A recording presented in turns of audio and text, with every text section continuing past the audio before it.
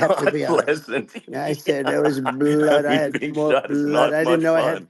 I didn't know I had that much blood. The doctors later told me that the ear is a place that is a very bloody place if you're going to get hit.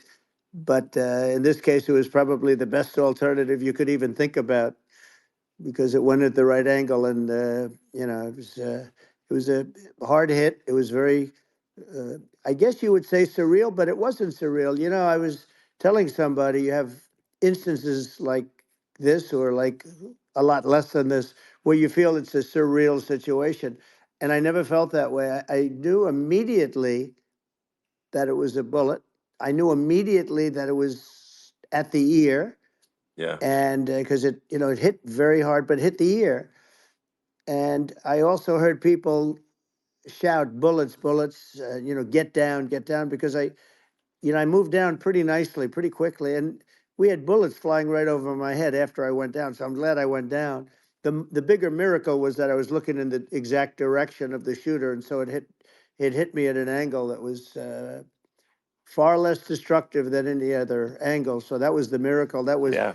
for those Split people that second. don't believe in God. I think we got to all start thinking about that. You have to, I'm a believer now. I'm more of a believer, I think, and a lot of people have said that to me. A lot of great people have said that to me, actually.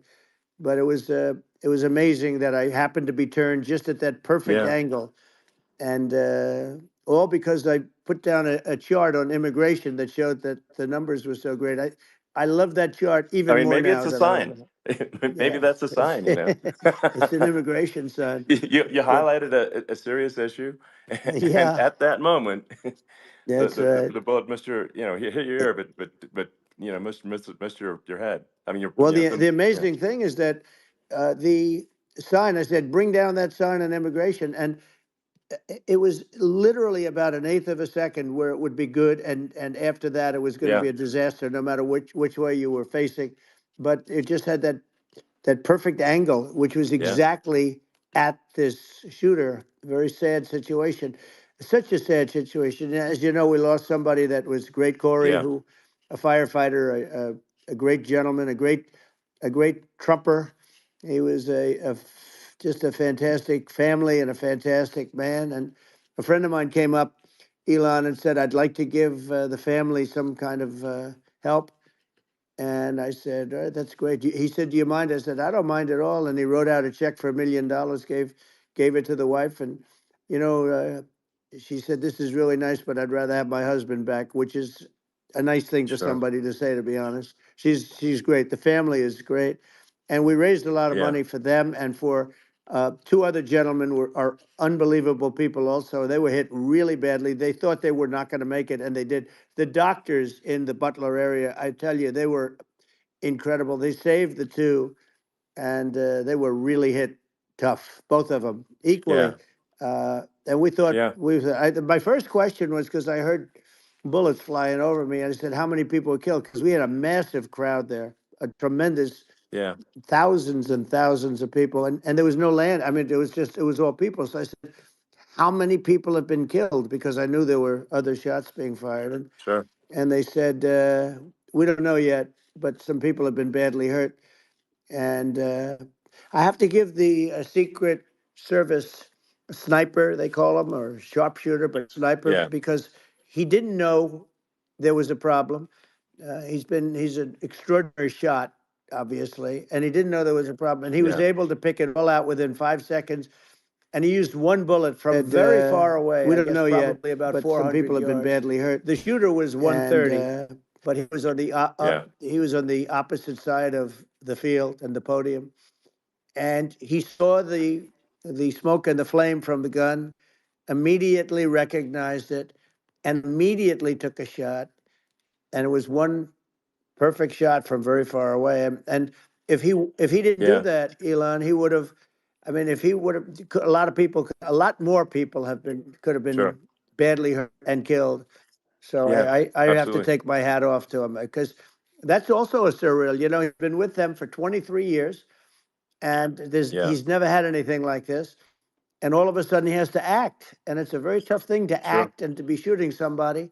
But he saw He saw the gun, saw the smoke, saw the flame from the gun, very far away. I obviously has very good eyes. He's got very good vision, which assume you have Yeah, to have in that particular work. But he took absolutely. aim very quickly, and it was, they say it was approximately 5 seconds from long range, Yeah, one bullet. If that didn't happen, yeah, because the shooter had a lot of bullets, he had a lot of cartridges up sure. there with him, so could Well, have been very. I mean that's clearly he was very confident in taking that shot to stop the attempted assassination. But I mean, there does seem to be, I mean, some pretty significant failings elsewhere in the system. Like, there's just no way that, like, how on earth does a shooter get on a roof 130 yards away? Um, that seems crazy. I think most people people are wondering how on earth could such a thing happen? Well, I view it as two ways. There should have been nobody on the roof. There were people, Yeah, because there were so many tens of thousands of people there. There were people that were seeing him, and there was one woman with a red shirt and right. Trump all over I it, saw and the she's video. and she's screaming, "That guy's got a gun!" You saw it probably. Yeah, yeah, There's yeah. a No, I guy saw the up there video. with a So I gun. mean, So. it's like I guess, I mean, for my part, and I think probably many members of the public are wondering how the heck are, you know, basically people wondering by it, pointing out there's a guy on the roof with a gun, Yeah. and they're seeing it, but somehow it's not being addressed. That does seem Yeah, crazy. well, they're going to learn from this. The communication between the local police, who sort of had an idea, and then ultimately a man lifted himself up to the roof, could barely do it because he was pulling himself up, and Yeah, he saw the man with the gun. The man with the gun pointed the gun at him. He thought he was probably going to get shot, but he was like pulling himself up, and because of that, he couldn't get to his gun, and he fell down. Actually, very badly hurt his leg, his ankle. I hear very badly, okay. but he fell down, and he did. From what I understand, he did say there's a guy up there with a gun, and the shooting started very quickly after that. I think it forced the shooter to go maybe quicker. He was supposed to be a very good shot. Yeah, My sons, Don and Eric, they can't believe what happened, but they said from 130 yards, a bad shot would hit that target almost every time. They said it's like in golf, yeah, sinking a 2-foot putt. yeah. It's not a tough No, shot. it's not a Um, long shot. The Secret Service person had the long shot. He had a triple the yeah, distance actually. So it was a terrible thing. Look, uh, it's hard. I have to say this about the Secret Service. When I went down, and I went down based on, I think, they're screaming, but other people also, because people saw this happen. You had so many people. One of the miracles was that nobody ran. I mean, if a gun goes off, the crowd yeah, control people showed us this. When guns go off, and it does happen in stadiums at a soccer match or some kind of a match, everybody flees. They call it a stampede, like cattle. But everybody, and a lot of yeah. people get killed with those stampedes. We had Sure. more people than you'd have at some of these matches or these games, and nobody left. You had a small group behind us in the grandstand, and that was full. And you look at it as it was taking place, and normally they'd be running. They didn't leave. They saw that I was hurt. They saw a lot of blood, and they saw that I went down, and it's almost like they wanted to be with me. Well, out front, you had thousands, tens of thousands of people. As far as the eye could see, you had people in Butler, as far as the eye could see, and uh, Yeah, and a lot of press too. There was many cameras on watching this. It's what makes it so different, because normally things happen that aren't good, but you never have a picture of it. Here we have all these cameras shooting it, so yeah, sort of amazing. But one of the interesting things was that you didn't have anybody flee, you didn't have anybody stampede, sure. nobody. And there were some people behind me. They stood up and they're looking like, I mean, I tell you, Yeah, you yeah. want to have them in a foxhole with you. I want to meet some of those people, Sure, because sure. it's so different from what you heard. But so I was down, but the Secret Service Yeah, guys, there were bullets flying right over my head. You could hear them go whizzing, and yeah, these guys, came jumping on top of me, and a young lady, Kate, uh, would jump. They moved so fast, and let me tell you, that took tremendous courage. Now there was a lack of coordination. There was, obviously everybody understands that somebody that building should have been covered, and Yeah, there were I mean, bullets I think that flying like, right over I mean, my head. You could hear them go I mean, whiz. looking at the aerial views, that building would be like the number one spot for a sniper. I mean, it's like the if you were to pick like what is the favorite what if you so if the goal is to assassinate, what's your favorite spot? That building, the You're roof of that right. building would be number one. That would have been the spot. It's like you can ask for a better No, location. It's like number no, that one. would have been the spot. Um, You know what people think yeah, is when the local policeman, who, by the way, he really he did what he was supposed to do. He couldn't hold on any longer. And then when he got yeah, his head just peeking above, this guy standing there with a gun at his head. And when he fell down, again, hurt his ankle very badly, but he was making the calls. But what happened is the firing took place very soon. So what they yeah, think is that this guy ran to his site, which he had all planned out with the gun. He ran to the site and he started shooting fast, and maybe that's why he sort of missed. I mean, he uh, yeah. But he as you got say, me, but he it would have could have hit. If been I it mean, could have been a much yeah. bigger problem. But he totally would have hit if you hadn't turned your head. So like there was it was a very near It thing. was a So miracle. If I hadn't um, turned my head, yeah, I would not be talking to you right now. As much as I like you, exactly. I would not. Yeah, I would well, not be talking to you. maybe talking to me from another realm, perhaps. Yeah, that's Um, right. We'd be talking from a so different place. But it was a very terrible experience. The Butler Hospital, they did such a great job. The doctors were so good. Everybody was so good. There was a mistake.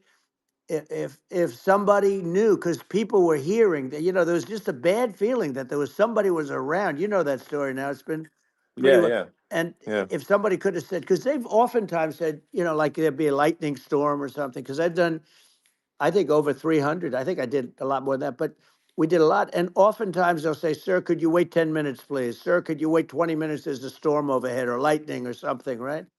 And yeah, that happens yeah, often. And this would have been a perfect time for that to have happened, but it yeah. didn't. It didn't get coordinated. That was the problem. Well, it was your. I think your actions in the heat of fire, and like what I found admirable there was that you can't fake bravery under such circumstances. The courage is instinctual, or it is not. It's not a rehearsed action. And so I just want to say that I think a lot of people admire your courage under fire there. And Well, yeah, so thank you very yeah, much. I appreciate it. I didn't think of it. I just wanted to get up and I wanted to stand up. I wanted to let people know, I felt I was good when they were on top of me, covering me, actually, very much covering me, and very bravely. But I wanted to get up. I said, I want to get up, and they wanted, they have everything there. They wanted stretcher. I didn't like the stretcher, and I knew I was hit in the ear, but I knew I wasn't hit anywhere else. They felt I was hit someplace else yeah, because it was such a lot of blood, and they were sure that I was hit someplace else. And they were saying, "Sir, you were hit in more than the ear." I said, "Nope, I was hit in the ear. I want to get up. Let me get up." And so I got up, and the crowd didn't know what to think. I mean, this was so many people, and you could see they were confused. They didn't know what to think, and I wanted to let them know I was okay. It was very important for me to let them yeah, know that, and they went wild. You've seen the after. They didn't go wild when I yeah, got up because they didn't know, was I alive. You really couldn't tell when I stood up before the hand, before the fist in the air. Uh, they didn't know if I was alive. Nobody did, and when I put the fist up, they were just relieved and happy and thrilled, and the place went crazy. It was pretty amazing. yeah. It was a Well, terrible thing, but it it was was really nice. incredibly moving. Yeah. Um, well, and I mean, speaking of the sort of slide that got you to turn, that saved your life really was the illegal immigration Right. slide. Maybe this That's right. maybe this is worth talking about that, It since was. It was. that slide says You're saved your right. life No, basically. the illegal immigration saved my life. You're right, but it was, and I I had to know be at that's that the. exact angle. I mean that's a great one. Saved by illegal You know, immigration. the incredible 100%. thing though, when you talk about the odds, you had to be exactly at that angle. But the incredible Yeah, thing is that the chart, I used it less than 20% of the time. It was just a moment. yeah, It's always on my left, never my right, and it's always at the end of the speech. So here yeah. we have it. It's on the right, not the left. It's at the beginning, not the end.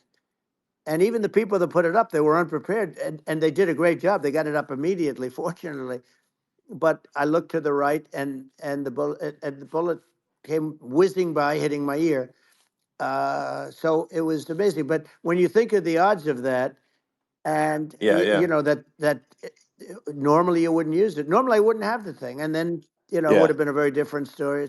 It's very much. I say an act of God. It's a miracle that it happened, and I'm Sure. honored by it. I'm honored by it. Well, what were you about to say about illegal immigration before you were rudely interrupted with a Well, I was bullet? going to say how good the numbers were. By the way, we're going back to Butler, and we're going to go Great. back in October. We're all set up, and the people are fantastic in Butler. It's a great area. Great. These are incredible people. Like the three that, in the case of Corey, killed, and the other two, the families are. I got to know them a little bit, and the families are great. But we're going back to Butler, and I think I'll probably start by saying, as I was saying, Yeah, as you were prior to saying, being so exactly. So, horribly interrupted. yeah, But yeah. So rudely interrupted by an yeah, assassination so it was. attempt. But no, but the chart, Some people have no manners. Elon, the chart was just a chart that in my last week we had the best illegal immigration numbers, meaning stopping. It was at the lowest. You've seen the chart. It's become quite a famous Yeah, chart, yeah, but that was the lowest yeah. point ever recorded. It was a really, I mean, I was very proud of those numbers. And then you see what happened with these people, Kamala and Joe. You see what happened. They just let it go. I had remain in Mexico policies. I had all these different policies that was so good. Uh, Guys like Tom Holman and Brandon Judd from Border Patrol. All these are all people that they've been on television. They says the best numbers we've ever had. We had so many different checks, catch and release in Mexico, not the United. We had catch and release in the United States. We had it in Mexico. We had so many things. We had things where if many people come in there, they have contagious diseases. We had everything passed. If you have a contagious disease, I'm sorry, but we cannot allow you into the country. So we were setting Yeah, literally records, and I all I was doing is showing that, and I use it sometimes, sure. and in this case, I'm glad I used it. I can tell you that, but they were fantastic numbers. But I'm going to sleep with that chart always.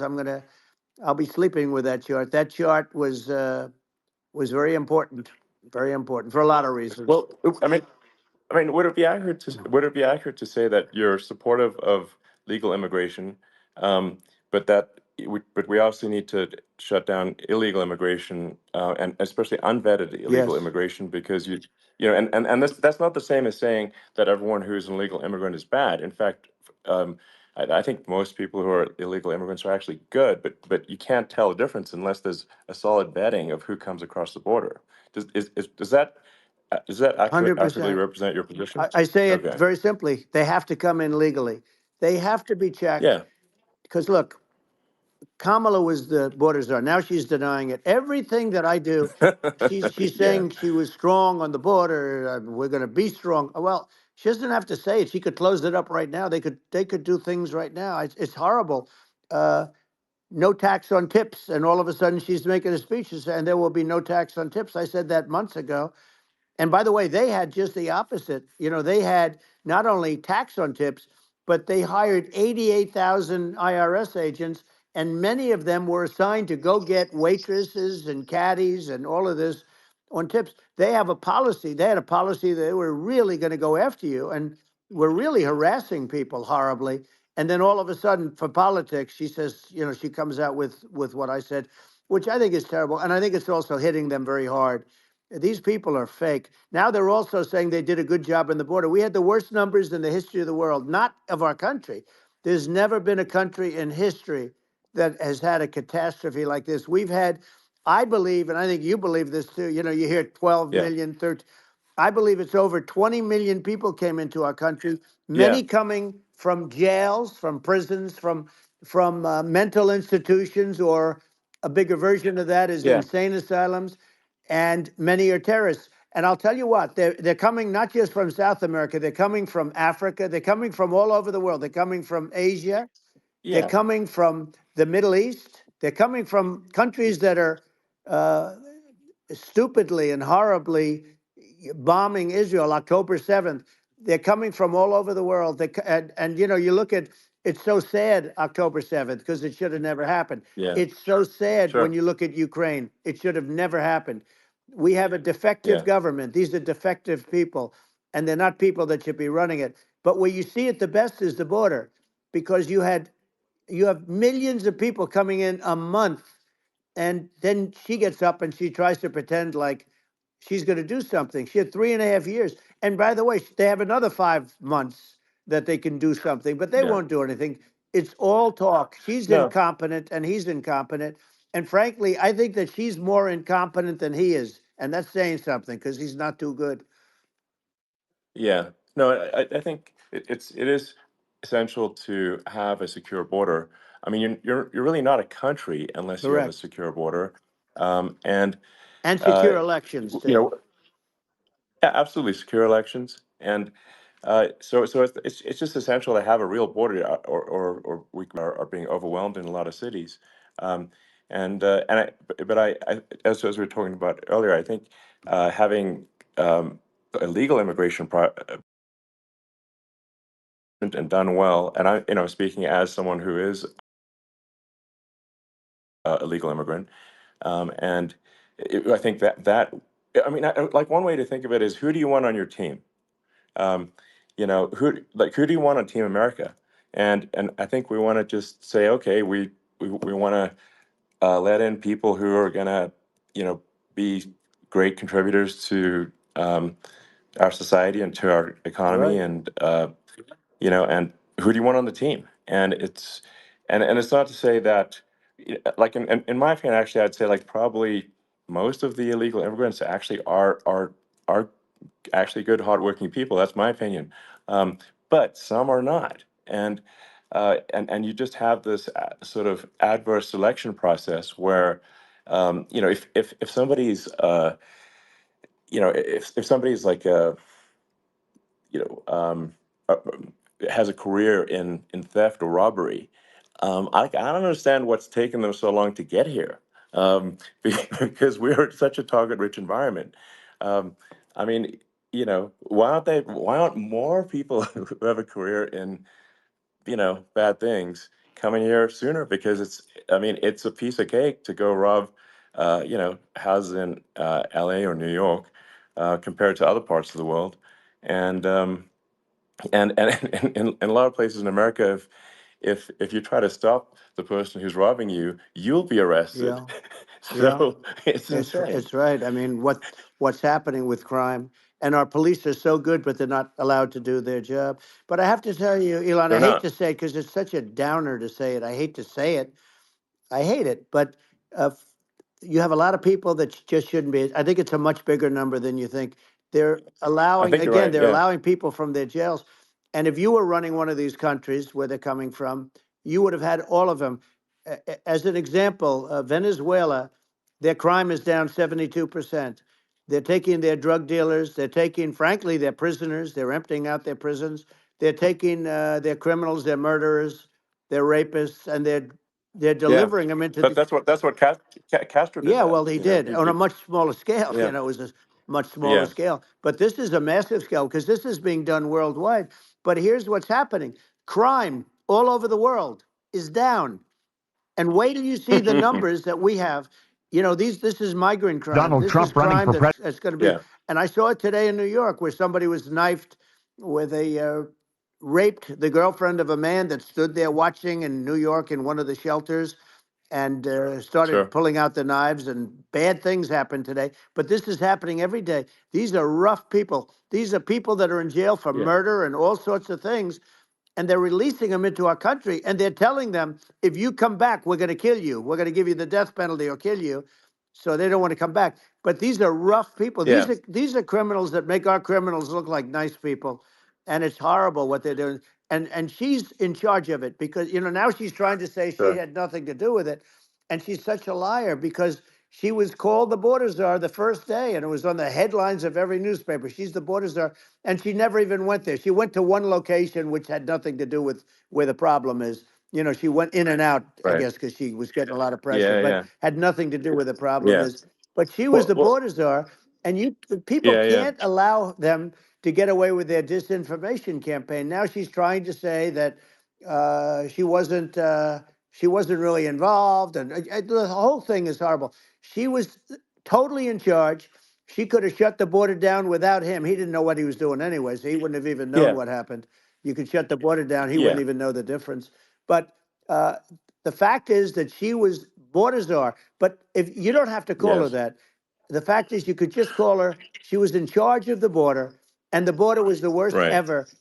It's simply not working. No, It's it's I mean horrible.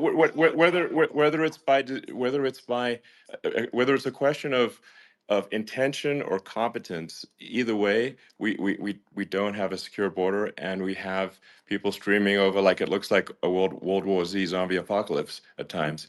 And sometimes you got to sort of wonder, like, is it real or not? So because you see things, and you're like, is it real?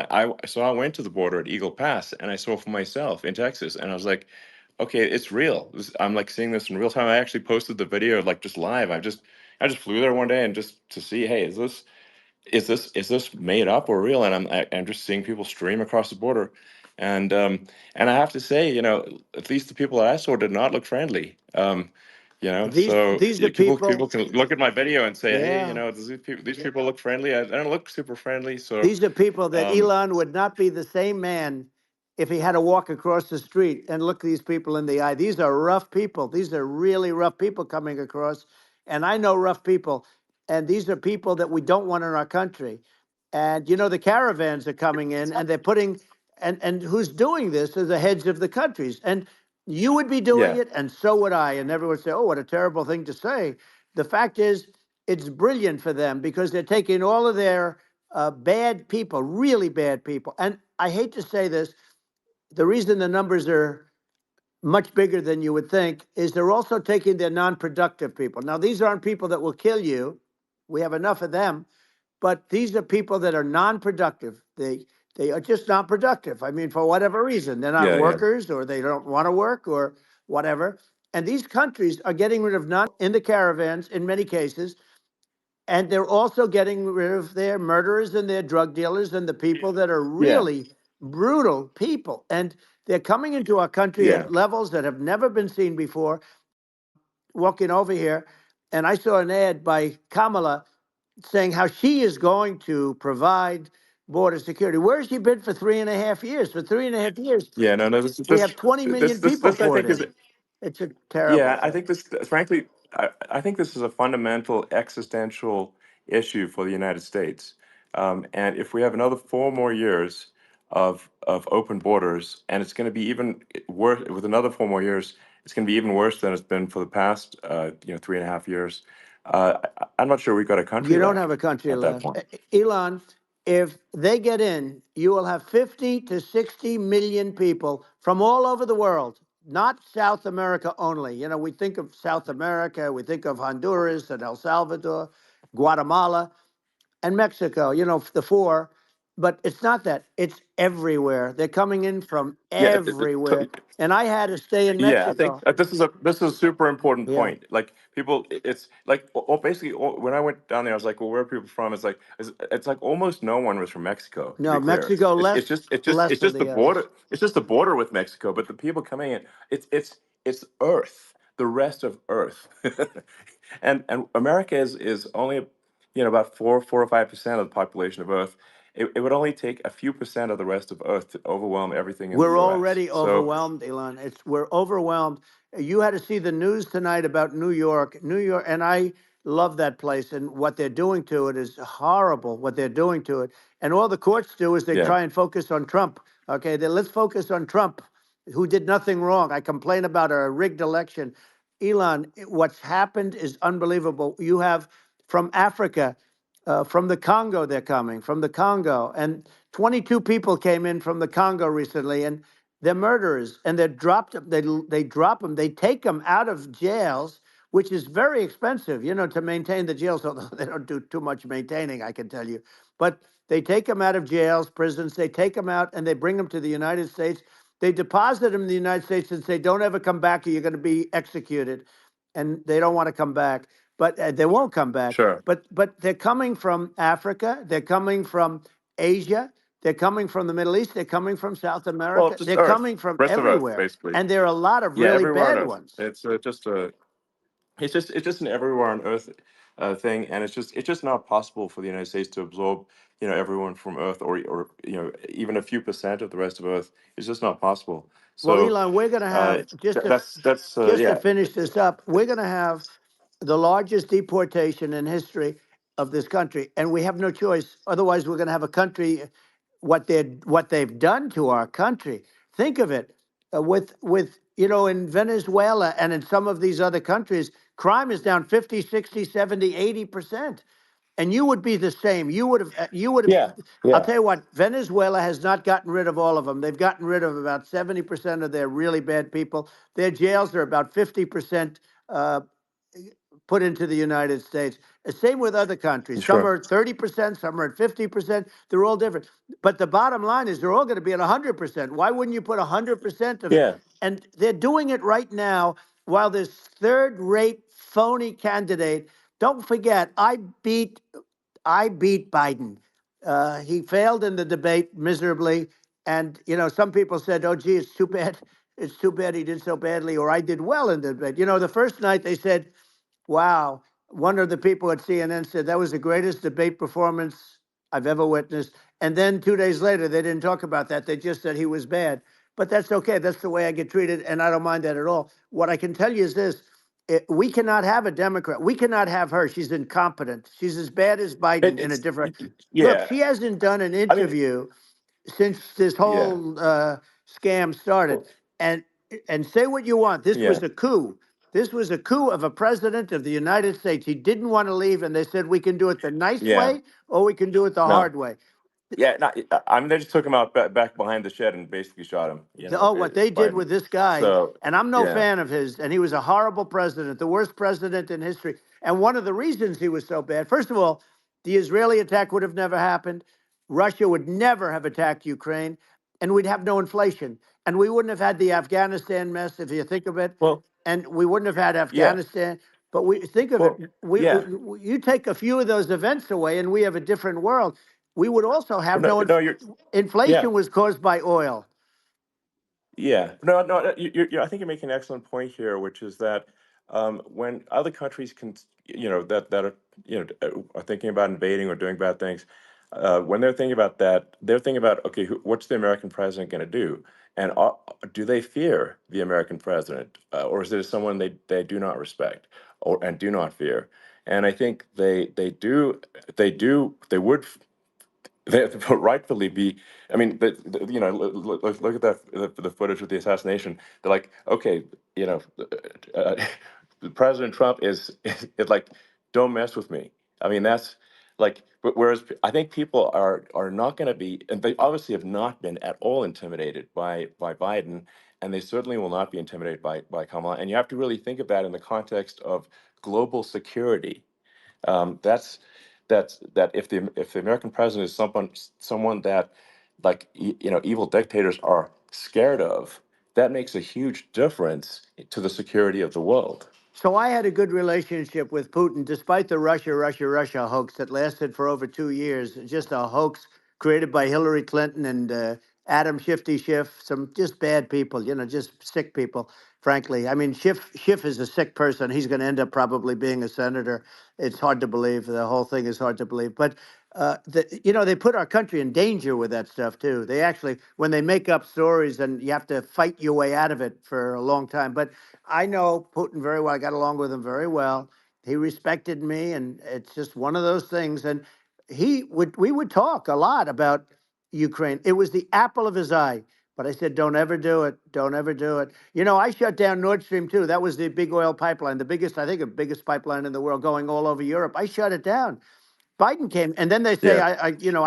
I loved Russia. I was a friend of Putin, and I loved Russia. No, he actually said to me one time, he said, if you're my friend, I'd hate to see you as an enemy. I shut down his pipeline, the biggest pipeline. They were looking at that to Yeah. fund, and this pathetic president gets in there, and the first thing he did, one of the early things he did, is he shut down.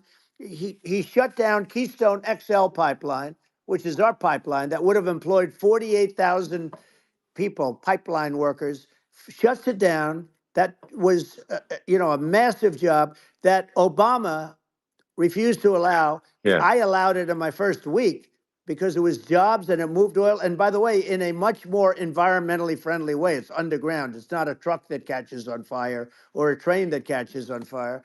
But think of it. He shut down the uh, XL pipeline, the Keystone XL pipeline. He Yeah. shuts that down and he approves the Russian pipeline, Yeah, it doesn't make any right? sense. It's inconsistent. Certainly but I mean, I think it's just worth emphasizing to listeners the the immense importance of whether the United States president is intimidating or not intimidating, and how much that matters to global security, because there's some real tough characters out there, and if they don't think the American president is tough, they will do what they want to I do, know every one of and them. it puts the whole Yeah. world in danger. Elon, I know every one It's of a them, big and I know deal. them well. I know Yeah. Putin. I know President Xi. I know Kim Jong Un of North Korea. I know every one of them. And let me tell you, people will say, "Oh, this is terrible." He said, "I'm not saying anything good or bad. They're at the top of their game. They're tough. They're smart. They're vicious, and they're going to protect their country. Whether they love their country, they probably do. It's just a different form of love, but they're going to protect their country. But these are Yeah. tough people at the top of their game. And when they see a Kamala or when they see Biden, Sleepy Joe, they can't even Yeah. believe it. They can't believe this happened. All the stuff that you're seeing now, all the horror that you look at Israel, they're all waiting for an attack from Iran. Iran would not be attacking, believe me. When I was there, and I say it with respect because I think we would have been good with Iran. I don't want to do anything bad to Iran, but they knew not to mess around. Iran was broke because I told China, if you buy from Iran oil, it's all about the oil. That's where the money is. But if you buy oil from Iran, you're not going to do any business with the United States. And I meant it. And they said, we'll Yeah. pass. Yeah. They didn't buy oil. Other countries, likewise, Sure. you want to buy, you're not doing business with the United States. And they were at a point where they had no money for Hamas. They had no money for Hezbollah. They had no money for any of these instruments of terror. And it was amazing. In fact, there were articles when I was leaving, which is hard to believe, actually, especially when you look at what's happened to our country. Our country is so bad right now. It's such a different place. We were respected. Think of it. 4 years ago, we were so respected to a point where when I said don't buy oil, they didn't buy oil, but they had no Yeah. money Yeah. and Israel would have never been attacked. Zero chance. And again, I said to Vladimir Putin, I said, don't do it. You can't do it, Vladimir. You do it, it's going to be a bad day. You cannot do it. And I told him things that what I do. And he said, no way. And I said, way. And it's the last time we ever had the conversation. He would never have done. I got along well with him. I hope to get along well with him again. Getting along well with them is a good thing, not a bad thing. I got along well with Kim Yeah. Jong Un. When I met with President Obama just before entering, it's a sort of a ritual. And I sat down with him and we talked. It was supposed to be for a very short period of time. It turned out to be a long period of time. I said, what's the biggest problem? He said, North Korea. I had that problem worked out very quickly. It was nasty at the beginning with Rocket Man and all the different things, Yeah. but all of a sudden I Those got a some those call. those some Oh, those were some epic tweets, by the way. yeah, they Those were were no, like they were epic. absolutely. Everything he said that he has a red button on his desk. I said, I have a red button on my desk too, but my red button is much bigger, and my red button works. And then I called him Little Yeah. Rocket Man of Little Rocket Man. Anyway, here's the bottom line. All of a sudden, I got a call from him, and they said they want to meet. They want to meet me. And we met, Yeah. as you remember, we met in Singapore. We met also in Vietnam. And I got along with him great. We were Yeah. in no danger. But Yeah. It's President because Obama they thought we were going to respond. end up in a Yeah. war, a nuclear war with him. And let me tell you, he's Yeah. got a It's not lot of true. nuclear Yeah, stuff, too. He's exactly. got plenty of nuclear. It's He can do plenty of damage. it's So, yes. I mean, it's because I mean, people like Kim Jong Un. They respond to yeah. strength, not weakness. Well, And if you he and I project had a good strength, relationship. you're good. Remember, Yeah. I met him and we walked onto his land. Nobody ever walked onto his land before.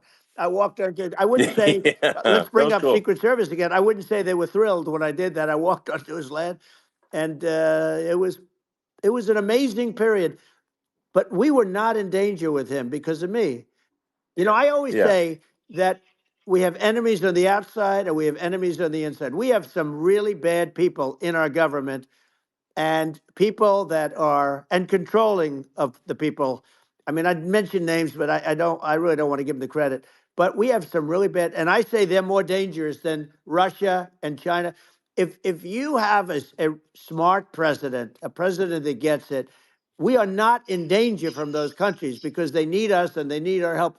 I mean, we forced Obama, if you think about it, Obama and Biden and Bush, to a certain extent, in all fairness, forced Russia and China together.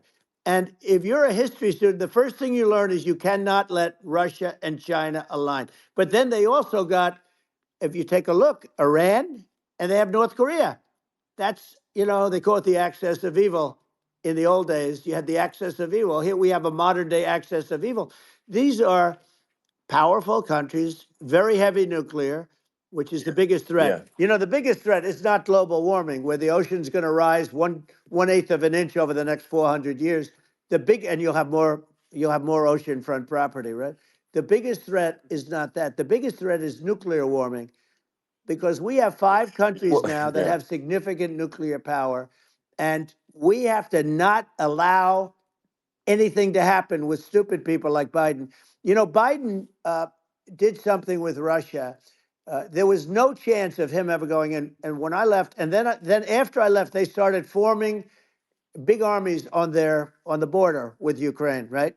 And I looked at that, and I thought he was doing that because Putin's a good negotiator. I thought he was doing that to negotiate.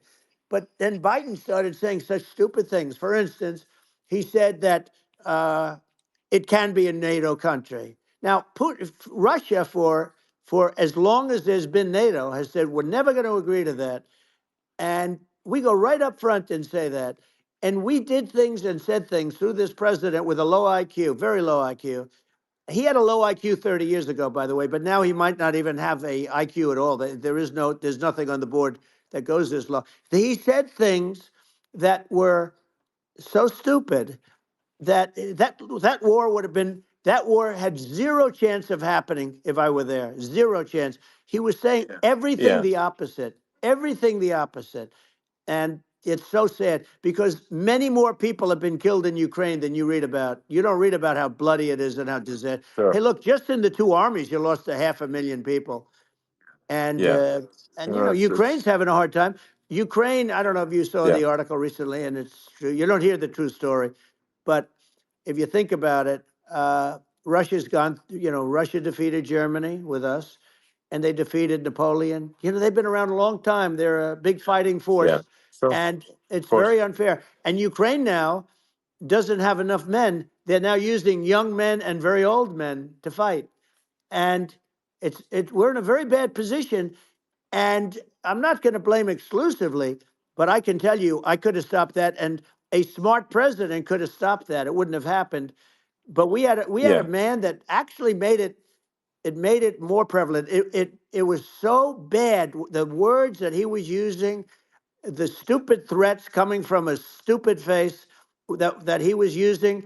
I said, this guy's going to cause us a war. He's going to cause us. And let me tell you, Yeah. it can Yeah. lead to World War III. That can lead to World War III. The Middle East can lead to. We have numerous places that could end up in a Yeah. World War III right now for no reason No, whatsoever. I think you're right. I think people underrate the risk of World War III, and it's just when you're looking at the risk of global thermonuclear warfare, it's game over for humanity, and that's it's something that people have, I think, after the end of the Cold War, people have become complacent about, but they actually have forgotten that there are currently a lot of nuclear missiles that have targeting parameters for the United States from other 100%. countries. And one of the things And we're going to do is it's we're going to yeah, build an iron dome over us. Israel has it. We're going to have the best iron dome in the world. We need it, and we're going to make it all in the United States. But we're going to have protection, because it just takes one maniac to start something. We're going to have protection, and we're going to have. Why shouldn't we have an iron dome? Israel has one. Some other places yeah, have one that nobody even knows about, frankly. But Israel has it. We're going to have an iron dome. But with all of that being said, to me that's so important, the most important. But with all of that being said, the election's coming up, and the people want to hear about the economy and the fact that they absolutely, sure. can't buy groceries because they don't have enough money to buy groceries. The inflation has killed them. Food prices are up 50, 60, even 100% in some cases. And this stupid administration allowed this to happen. And it's a shame. And that's the thing that people most care about, in my opinion. They care about the border a lot. And we discussed the border at great length. It's nice to have a Yeah, yeah. forum like this where I can discuss something at length. And by the way, you think Biden could do this interview? Do you think that Kamala could do this interview? They would take a pass on No, they you. could not. So they don't need Elon. They don't need Elon screaming out questions. It's pretty sad when you think that somebody that does this for a living can't answer a question or is afraid to do an interview. And in her case, with a very friendly interview, she's got all friendly interviewers. It's pretty sad. Yes, But the absolutely. big thing now is the Well, economy, Elon. yeah, And as much as yeah, I mean, I view nuclear as the single most important thing, but a lot of people don't. A lot of people don't understand that. But it doesn't have to. If I understand it, that's all you need. Because if I was president, you're not going to have that kind of a problem. But the thing that they really is making them angry is what Kamala and Biden have allowed to happen to the economy. It's a disaster with inflation. The inflation, it yeah, doesn't matter what you make. The inflation is eating you alive. If you're a worker or if you're just a middle income person, you can't afford. 4 years ago, 5 years ago, people were saving a lot of money. Today, they're using yeah. all their money and borrowing money just to live. It's a horrible thing Right. that's happening, and we'll end that Well, I think quickly. a lot of yeah, a lot of people just don't understand where inflation comes from. Inflation comes from government overspending because the checks never bounce when it's written by the government. So if the government spends far more than it brings in, that increases the money supply, and if the money supply increases faster than the rate of goods and services, That's right. that's inflation. Um, so really, we need to have we need to reduce our government spending, and we need to re-examine. I think we need like a government efficiency commission to say like, hey, where are we spending money that's sensible? Where is it not Right. sensible? And we need to live within our means. We're currently adding, I think, $1 trillion to the deficit every roughly Right. every 100 days. That's right. And the interest payments on the national debt have now exceed the defense budget. It's on the order of $1 trillion, It's interest. and it keeps Yeah, I growing. rebuilt our military, largely rebuilt our military, did a great job on it, which was so important. We had jets, we had fighters that were, and bombers that were 70 years old. And we did a great job in that. Then by the way, then we gave 85 billion of it back to Afghanistan, if you can believe it. We gave them 85 billion. They're one of the largest sellers Yeah, of military equipment in the world. They're selling what we gave them. That was one of the most embarrassing days in the history of our country. But if you think about, let's go back to the economy. We have to bring energy yeah. prices down. Energy started at the price of gasoline.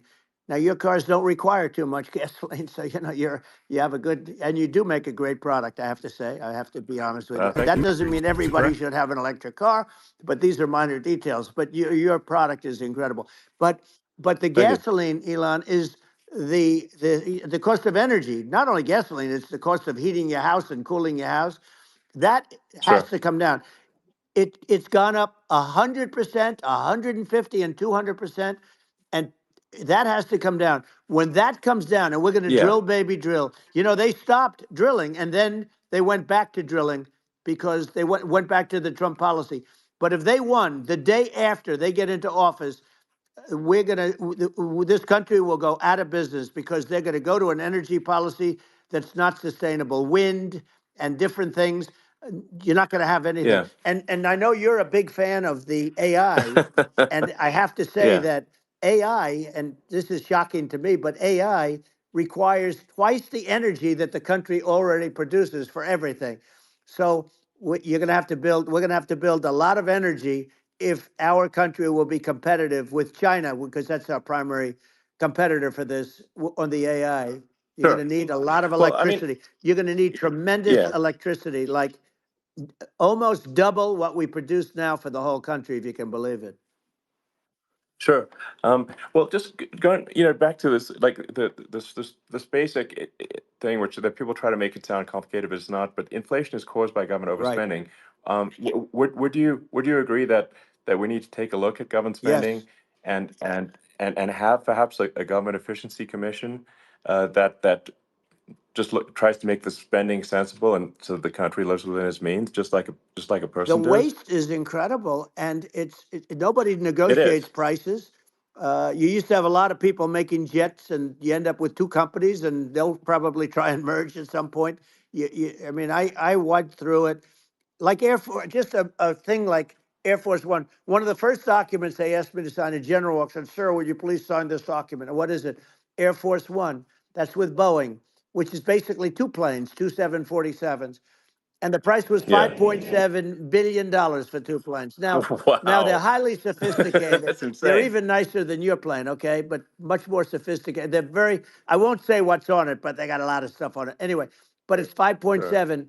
I That's a crazy It's a number. crazy number, but I said I'm not going to pay 5.7. I'm not going to do it. I said, who made the deal? Obama and his people. I said, well, then I know the deal's no good. I'm not going to do it.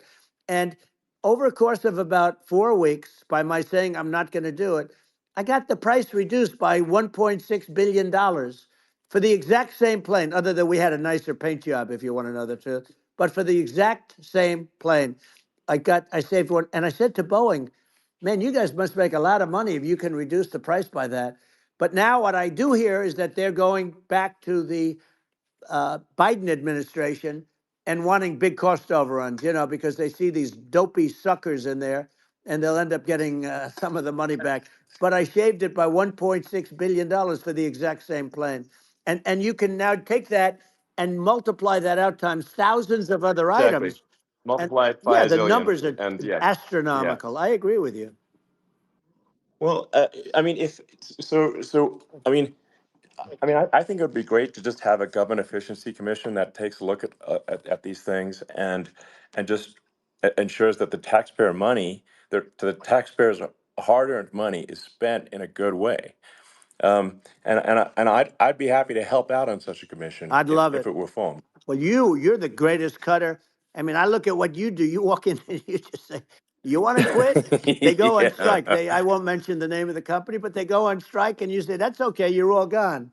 You're all gone." So every one of you is gone, and you are the greatest. You would be very good. Oh, you would love it. But if you look at Argentina. Well, I'd be happy to Yeah, by help the way, out. congratulations. I Yeah. just looked at the number of people that are listening to you and I chat. We'll call it a chat. But Yeah. congratulations. This is very good. I mean, it's great. And you're an interesting character. The new head of a place called Argentina, and he's a big, Malay's he's awesome. great. And Yeah. he's a big MAGA fan, that he ran on MAGA, and he took it to an extreme too. He ran on MAGA, and I hear he's doing really a terrific job. It's called "Make Argentina Great Again." It worked out perfectly. He came in, he bought a lot of hats, he brought everything, but he's doing a big job. He really cut, and I'm hearing Yeah. they're starting to do pretty well. Inflation's getting down. They had like two Yes, thousand exactly. percent, and they had inflation like not normal inflation. They had the real deal, but we're going to Yeah. have that pretty soon. We have, I think we Yeah. have the worst inflation we've had in 100 years. They say it's 48 years. I don't believe it. I think we have the worst. They Yeah. don't include a lot of the items that should be included. You know. Yeah. Well, it's just from government overspending and not spending taxpayer money Yeah. effectively, and having just like so many departments, you can't even name them all. And what Milei is doing is, he's cutting government spending. He's simplifying things. He's having putting in regulations that make sense. And we're Argentina overnight is experiencing a giant improvement That's in right. prosperity. But it's also a lesson for the United States, which is that um, Argentina used to be one of the most prosperous countries in the world. Um, Right. in the like in the 30s, 40s, and because of bad government policy, it ruined the country. And if you take Venezuela, for example, Venezuela should be incredibly prosperous. They have phenomenal reserves of everything, oil, everything, and it should be prosperous. But if the government's wrong, it impoverishes the people. And so I think we should not be complacent in the United States and thinking that and taking our prosperity for granted, because if with bad government policy we can run the country into the ground, and that's just something people should bear in mind. Don't take prosperity for granted. Well, think of education. So we're ranked at the bottom of every list of the top 40. We're ranked number 40, number 38. Uh, Norway, Switzerland, Sweden, different countries are ranked good. Actually, China's pretty close to the top. They're a top 6 or 7, but we're ranked at the bottom, almost at the bottom, 38, 39, 40.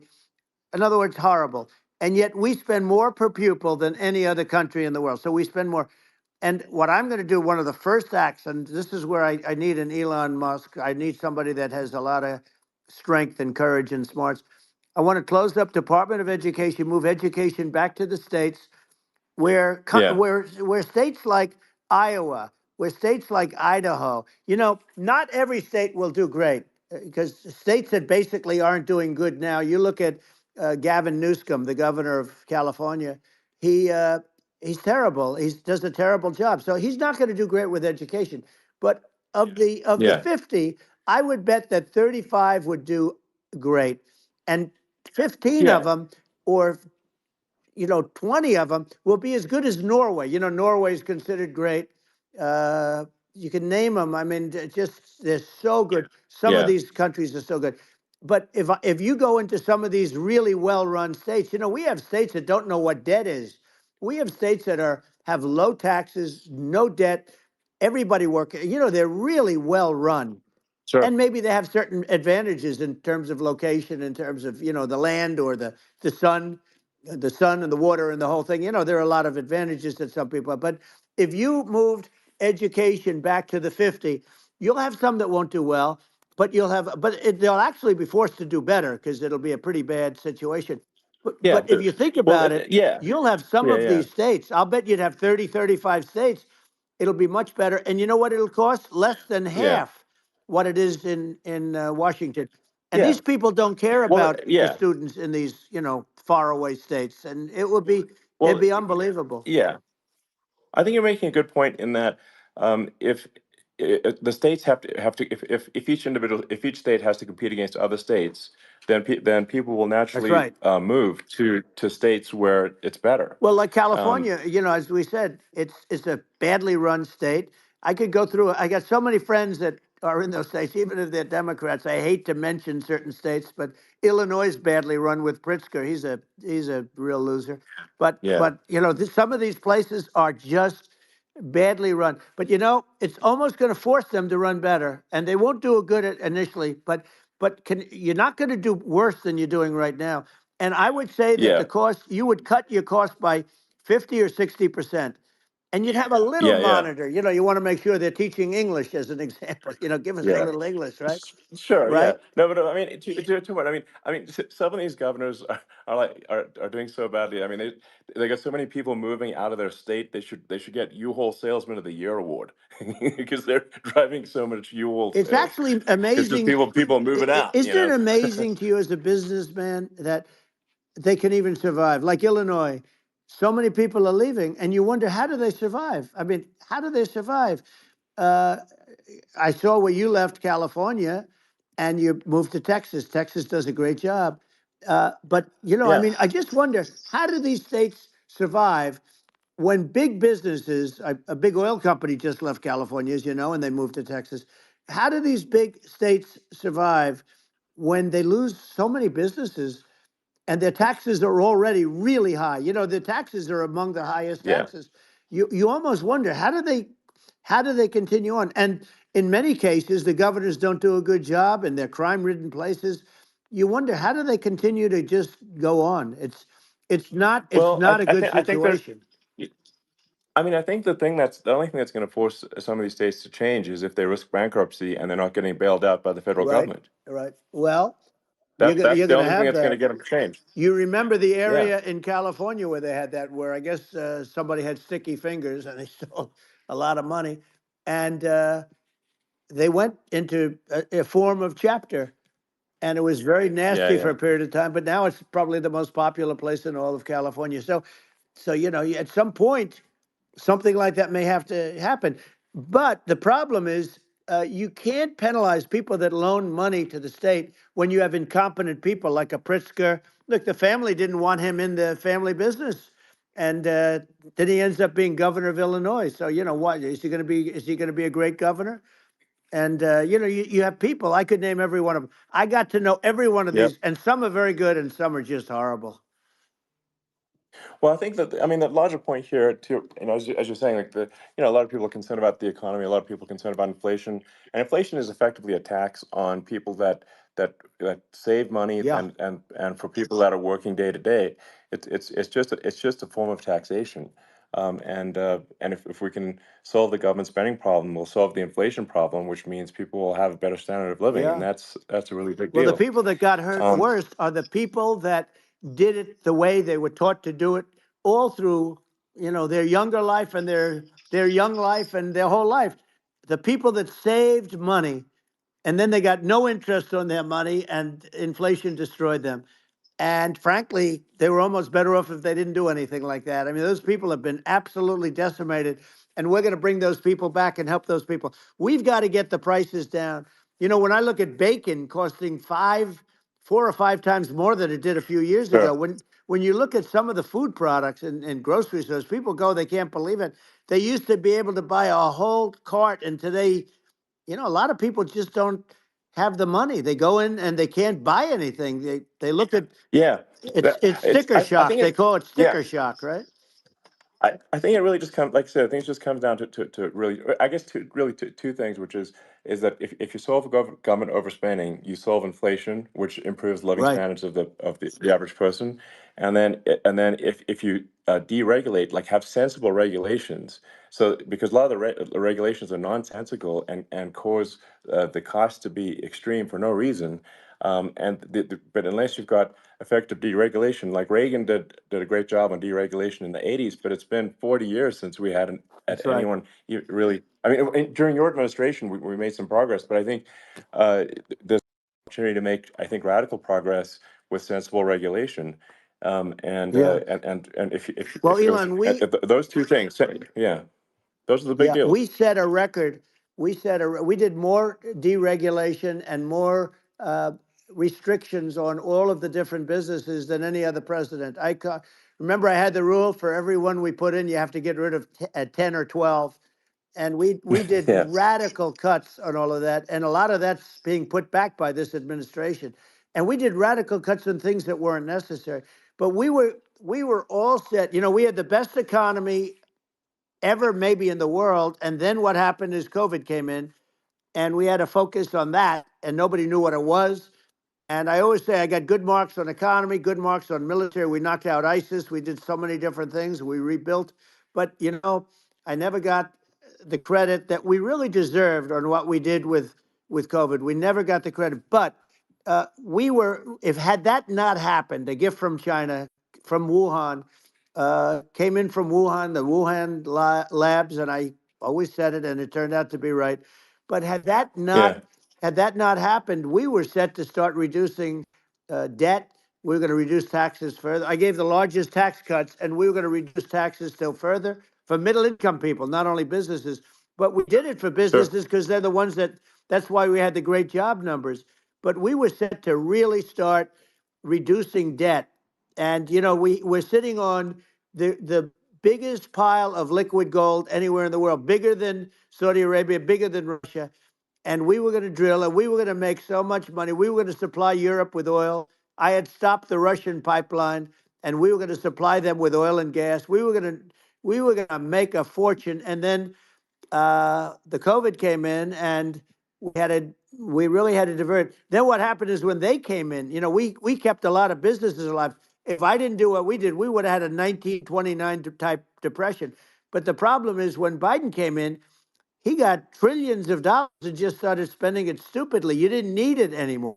We got over that bad period where everybody was dying and feeling, it was just not a good period. Interestingly, during his administration, many more people died during his administration of COVID than during my administration, and we really got the brunt of it.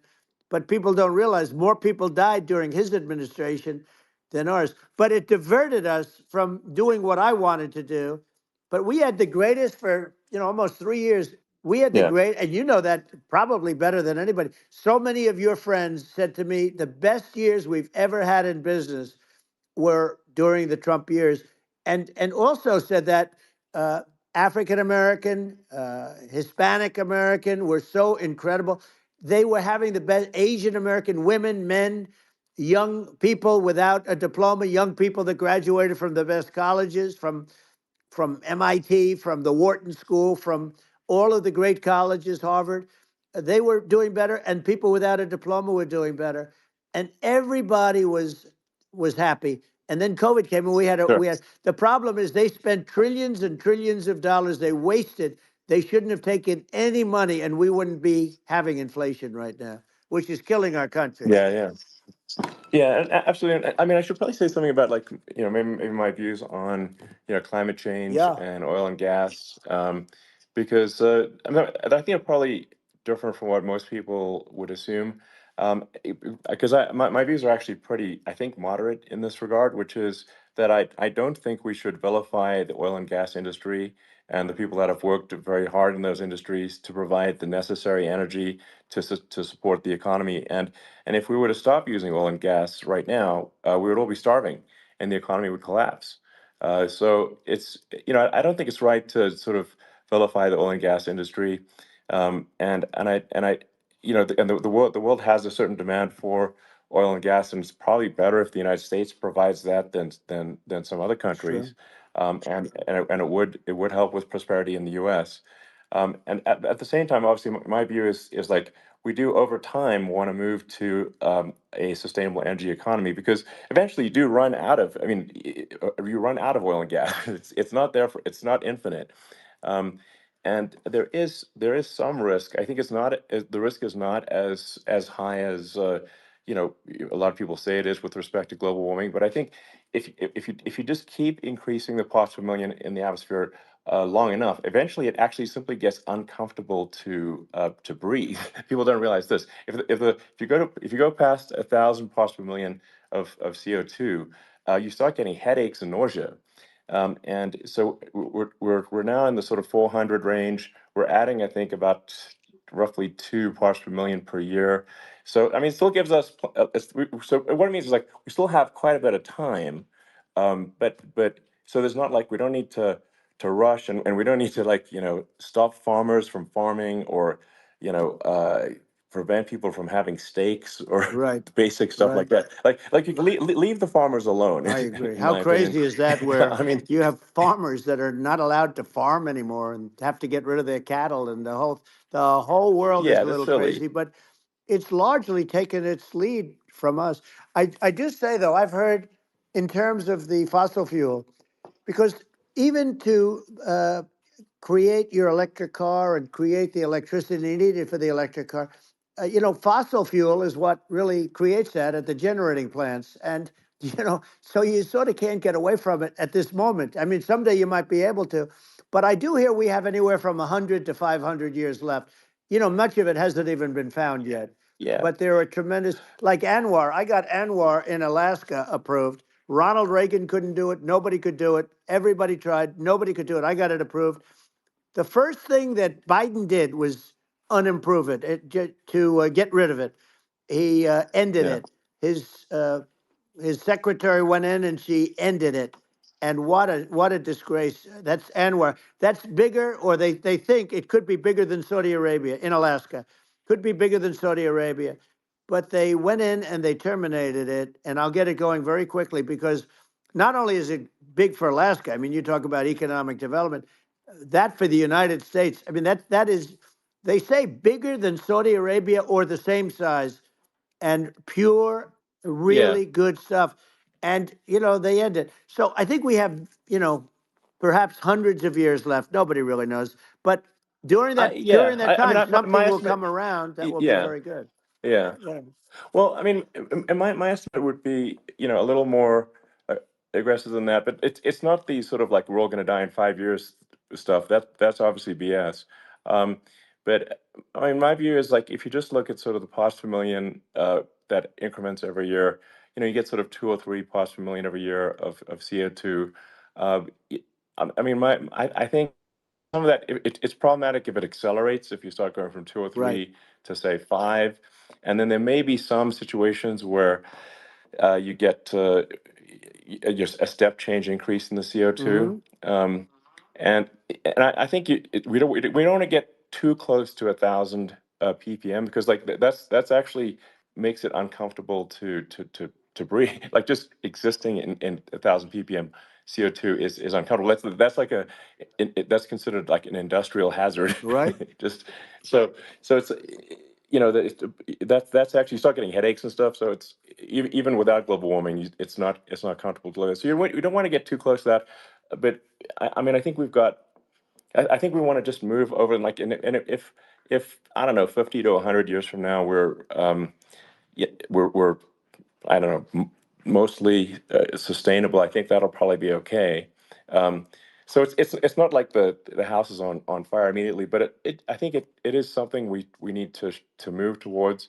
And on on balance, it's probably better to move there faster than slower. But like I said, without vilifying the oil and gas industry, and without causing hardship in the short term. I think this can be done without people can still have a stake and they can still drive gasoline Sure. cars and it's okay. It's like it's not. I don't think we should vilify people for it, but I think we should just generally lean in the direction of sustainability. And I actually think solar is a majority of Earth's energy generation in the future, and it's certainly trending that way. Hmm. And so you get the solar power, combine that with batteries, so because obviously the sun doesn't shine at night, and then you use that to charge the electric cars, and you have a long-term sustainable solution. And that's what Tesla's trying to move things towards, and I think we've made a lot of progress in that regard. But when you look at our cars, we don't believe that environmentalism, that caring about the environment should mean that you have to suffer. So we make sure that our cars are beautiful, that they drive well, that they're fast, they're sexy. I mean, they're cool. In fact, literally, I mean, the sexy joke, Model S, Model 3, Model X, and Y spells out sexy. It's probably the most expensive joke out there. Right. Um, but I don't know, I like cheesy humor, so, um, but I'm a big fan of like, let's have an inspiring future and Yeah. let's work towards, a better future and we can do so without demonizing Right. people. I'm okay. You know, It's very interesting. You use the word global warming, and today they use the word climate change because you have some places that go up, and so they were getting themselves in a little trouble with the word global warming because not every place is warming. Some places are going the opposite direction. But I'm sort of waiting for you to come up with solar panels on the roofs of your cars and on the trunks of the cars, and it just seems like something that at some point you will come up with. I'm sure you'll be the first, but it would seem that a solar panel on the roofs, on flat surfaces, on certain surfaces might be good, yeah, at least in certain areas of the country where you have or the world sure.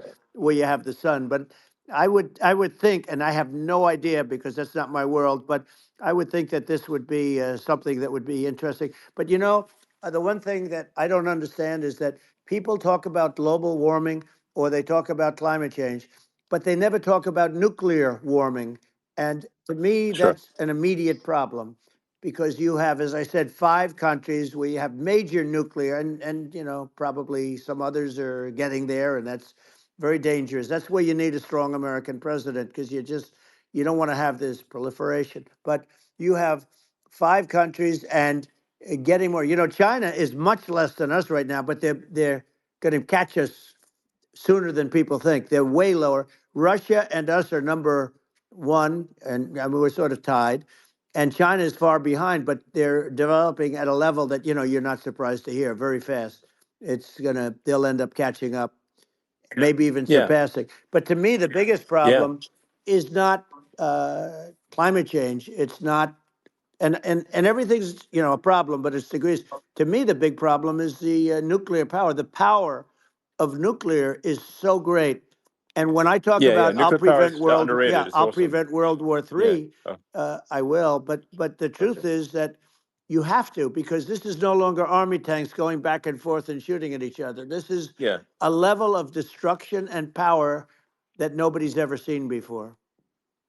Yeah, and actually, there's the bad side of nuclear, which is a nuclear war, very bad side. But there's also, I think, nuclear electricity generation is Absolutely, you're underrated, right. and it's actually, people have this fear of nuclear electricity generation, but it's actually one of the safest forms of electricity generation. It's just a huge misunderstanding.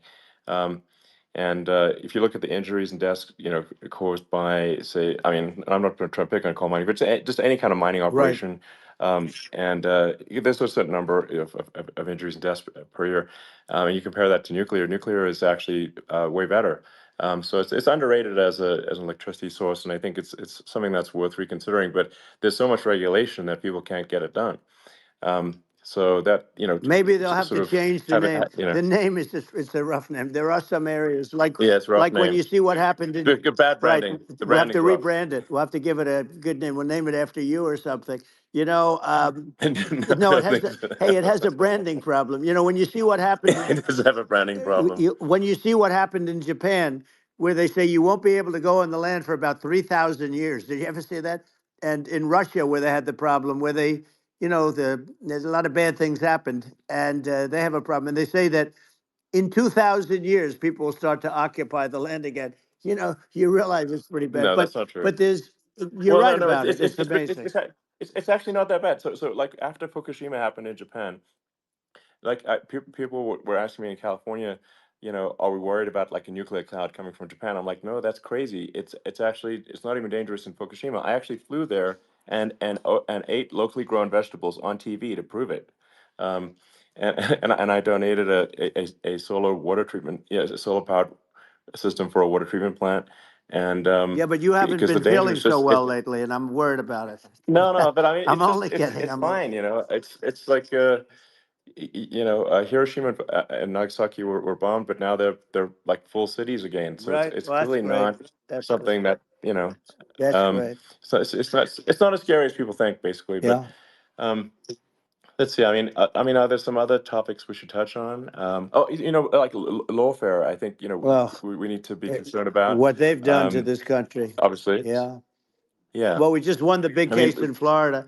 This was a Biden administration did something that's never been done in this country, and that's go after their political opponent, me, with this nonsense and just nonsense. And the big case in Florida we won, but they always pick a judge and a jury, and they use local DAs, they use the local uh, attorney generals, like Fani, Fani, spelled yeah, Fani, Fani, and yeah, it's yeah. all a big hoax, and it's all run from there. Like in Manhattan, the one of the top people from the Justice Department went in, ran Manhattan, ran the state.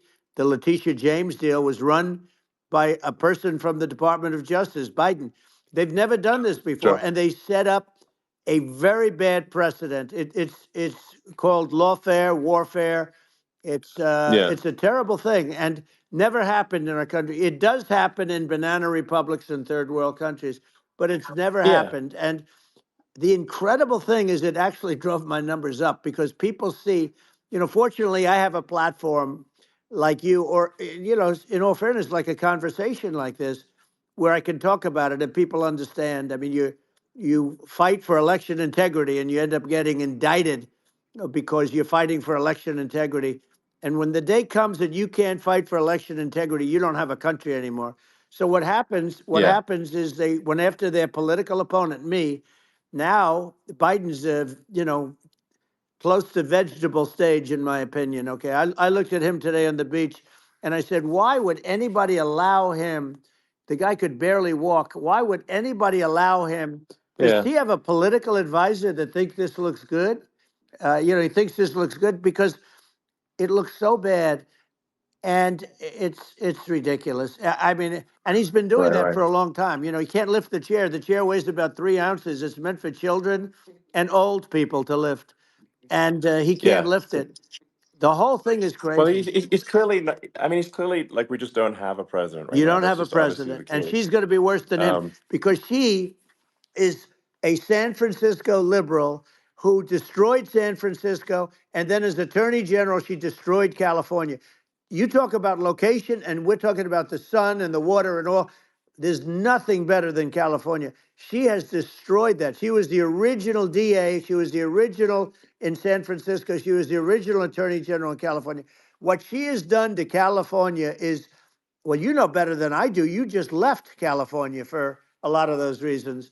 And what she's done with crime, with cashless bail, where you kill somebody. I mean, we have states now you kill somebody and they let you out right away. I mean, you don't have to even put up, and then they never find the people unless they kill again, and then they let them out again. Our yeah. country is becoming a very dangerous place. And she is a radical left San Francisco liberal. And now she's trying to protect. Now she's looking like she wants to be more Trump than Trump, if that's possible. I don't think it's possible, but she wants to be more Trump than Well, Trump. yeah. I want a wall. I I want, think that's you know, she yeah. wants to release all the Yeah. prisoners that are in detention, and some of these guys are really bad. Right. That just came Yeah. I out just saw today. that. She Yeah. doesn't want to build the wall, even though the walls work. Walls and wheels. In your business, everything you do is obsolete. Almost, well, not the tunnels, but everything is obsolete. Even your rocket ships, they're like a month later, they're obsolete. You find a better way to. The only thing that's not obsolete is a wall and a wheel. And the wall, I built hundreds of miles of wall, and that's why we had such good numbers. I was going to add Yeah. 200 miles. We bought it. We could have flipped it up in 3 weeks, and they sold it for 5 cents on the dollar.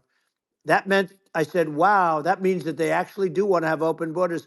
She wants to have open borders, and now she's going like she's tough on the border.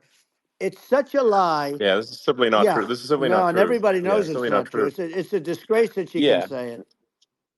No, I mean, obviously, what's happening sort of overnight is they're rewriting history and making Kamala sound like a moderate when in fact she is far left, like far Worse left. than Bernie Um, Sanders. She is considered more yeah, liberal by far than Bernie Sanders. She's a radical left lunatic. And if she's going to be our president, very quickly, you're not going to have a country anymore. And she'll go back to all of yeah, the things that she believes in. She believes in defunding the police. She believes in no fracking, zero. You don't. Now all of a sudden she's yeah. saying, I will. I really want to see fracking. If they got in, the day she got in, she'll end fracking. And by the way, if people didn't think that, the lunatics that really believe in that, they won't vote for her. Like like the Yeah, Palestinians and Israel. She is so anti-Israel, and she's bad for both. Biden actually did something that was impossible. Both sides hate him. Both sides. That was a hard yeah, thing to do. Unification. yeah. No. I mean, Netanyahu came to give a talk to a joint Senate and House sitting, and I was there, and Kamala stood him up. What does that say? I think Um, it's highly that's disrespectful. And I say, if you're a Jewish person or if you believe in Israel, if you're a person that, is a very pro-Israel, if you vote for her, it's worse than Biden. And Biden was bad. But if you vote for her, you ought to have your head examined. And you see tonight, I mean, as we're doing this, I'm seeing reports coming that they expect an attack tonight or tomorrow from hundreds and maybe thousands of rockets. Their Iron Dome, as they call it, as we all call it, but their shield that they build, that can be swamped. We'll use the term that's yeah, appropriate, swamped. But they yeah, swamp it. by shooting enough missiles, you know this better than anybody, by shooting enough missiles, Sure. they can't defend themselves. They just obliterate the whole Yeah. place. And that's what some people think they're looking to do. And we have no leadership. There's no respect for the United States of America with these people. And I'm telling you, Yeah. she'll be worse than him because she's a believer Yeah. No, in I being think you're right. radical left, and he wasn't. I think you're right. I mean, you really, it's important for the public that may be listening to this to look at Kamala's track record, before the last like month, and say, is that a track record you agree with? And I think if you're an independent moderate, you definitely would not agree with it, because it is her behavior has been far left, and we're seeing just an overnight propaganda attempt to rewrite history and make it sound like Kamala's moderate when she in fact is not moderate. Well, So I her think running that, mate approved, signed into legislation, tampons in boys' bathrooms. Okay, now yeah, that's yeah, all I that's have to weird. hear. Tampons in That's boys' weird. bathrooms, and that means she believes Yeah, in that too. I mean, yeah, that's she not picked okay. this guy because he was the closest to her. A lot of people thought she'd pick sort of the opposite, but she picked an anti-Israel radical left person. But she is far worse, they say, than Bernie Sanders. If we have her as a president, if we have a Democrat at this moment as the president, I don't think our country can survive. I think it's a massive. I think we're in massive trouble, frankly, with the Kamala administration, and that's my honest opinion. Um, and uh, and I think really it's essential that you win for the good of the country for this election. And I mean, I'm just stating my opinion.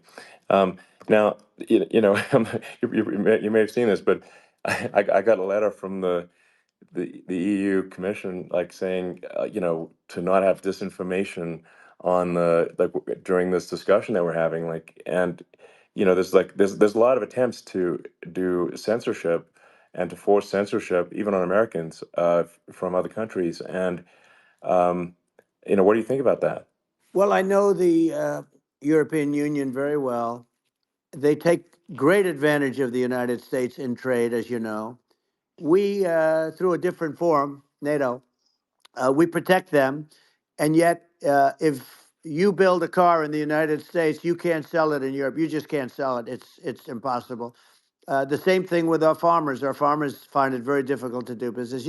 We have a deficit with them of $250 billion, which people don't know. It sounds so nice, the European Union, but let me tell you, they're not as tough as China, but they're bad. And I let them know it, and that's probably why they notified you. No, they don't treat our country well. We defend them, you know, uh, with Ukraine. So we're in for 250 billion, and they're in for about 71 billion, and they have the same size. It's If you add up the European nations that in terms of an economy, it's about the same size. When you say as us, and they're in, Yeah, and they're in much greater risk. They they're right there. We have an ocean separating us from, in this case, the enemy would be Russia. It used to be for the yeah, Soviet Union, but let's assume they're close enough. And what happens is uh, they're in for 70 something million. I think even less than that, billion, and we're in for about 250 billion, and it could be a lot higher than that. And I say, why aren't you going to equalize? Why aren't they paying what we're paying? And they're in much more, it's much more important for them because of the fact that, they're right near there. I mean, they're all sort of in that location. We're not. But yeah, they should, and I did it with NATO.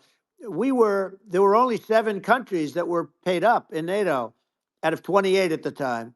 And the United States yeah. was subsidizing. Yeah, The United States was subsidizing NATO, tremendously subsidizing NATO. And I went yeah, in and I said, you yeah, got to pay up. If you don't pay up, we're not going to defend you any longer. I took a lot of heat, but you know what happened? Billions and billions of dollars came flowing in, and yeah. I think a lot of the public isn't aware of the fact that the United States pays a disproportionate share of the NATO expenses, and then we get even though taken like advantage of on trade.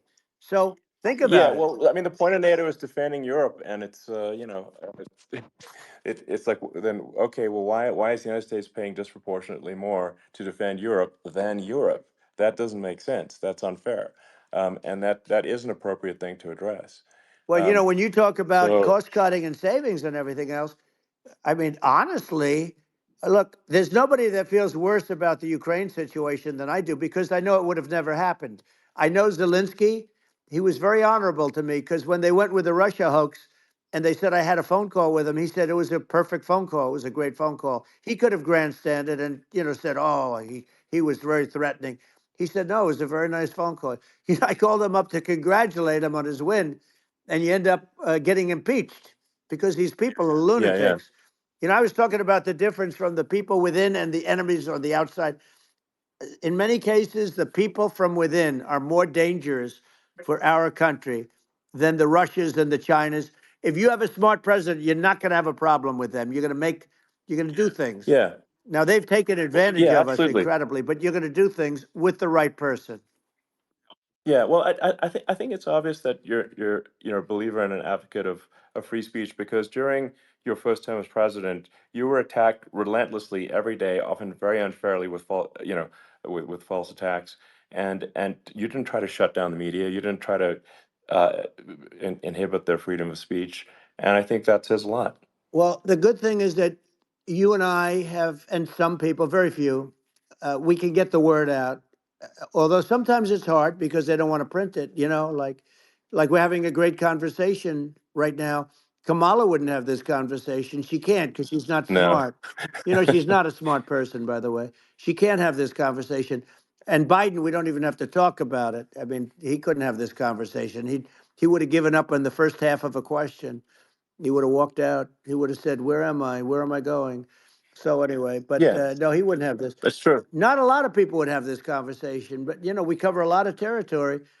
But the beauty is that we can have a conversation, and Yes, you I'm can actually able have a to get it out conversation. without because I get treated unfairly This by is the a really press. big point. You can actually have a conversation with you, Yeah, it's nice, isn't it? and you can't have a conversation with Biden or Kamala. It's like not it's not possible. That's true. Um, It's so this is like talking to an NPC. no. So it's just Well, impossible. but think of it. We need a man or person who's unbelievably sharp in order to stop all the nuclear danger and all the dangers that I'm talking about. And I got along with all these. I got along with Kim Jong Un. We had dinner, we had everything, and he really liked me, and I got along with him really well. By the way, he's the absolute boss over there. A lot of people said, "Oh, do you think he really?" That's for Let me sure. tell you, I saw things that you don't want to know about. He is the boss.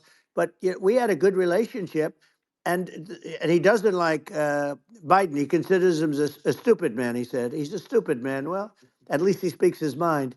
But in this country, you're not sort of allowed to say it, but I guess you are. You should be allowed to say it if Yeah, it's true.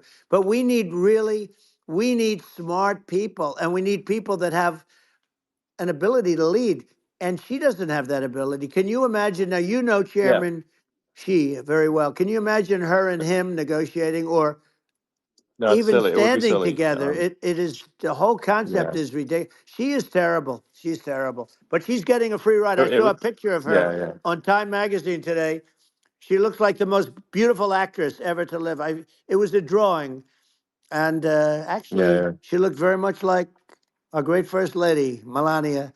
She looked, she looked, didn't look, Yeah. she didn't look like Camilla. That's right. But of course, she's a beautiful woman, so we'll leave it at that, right?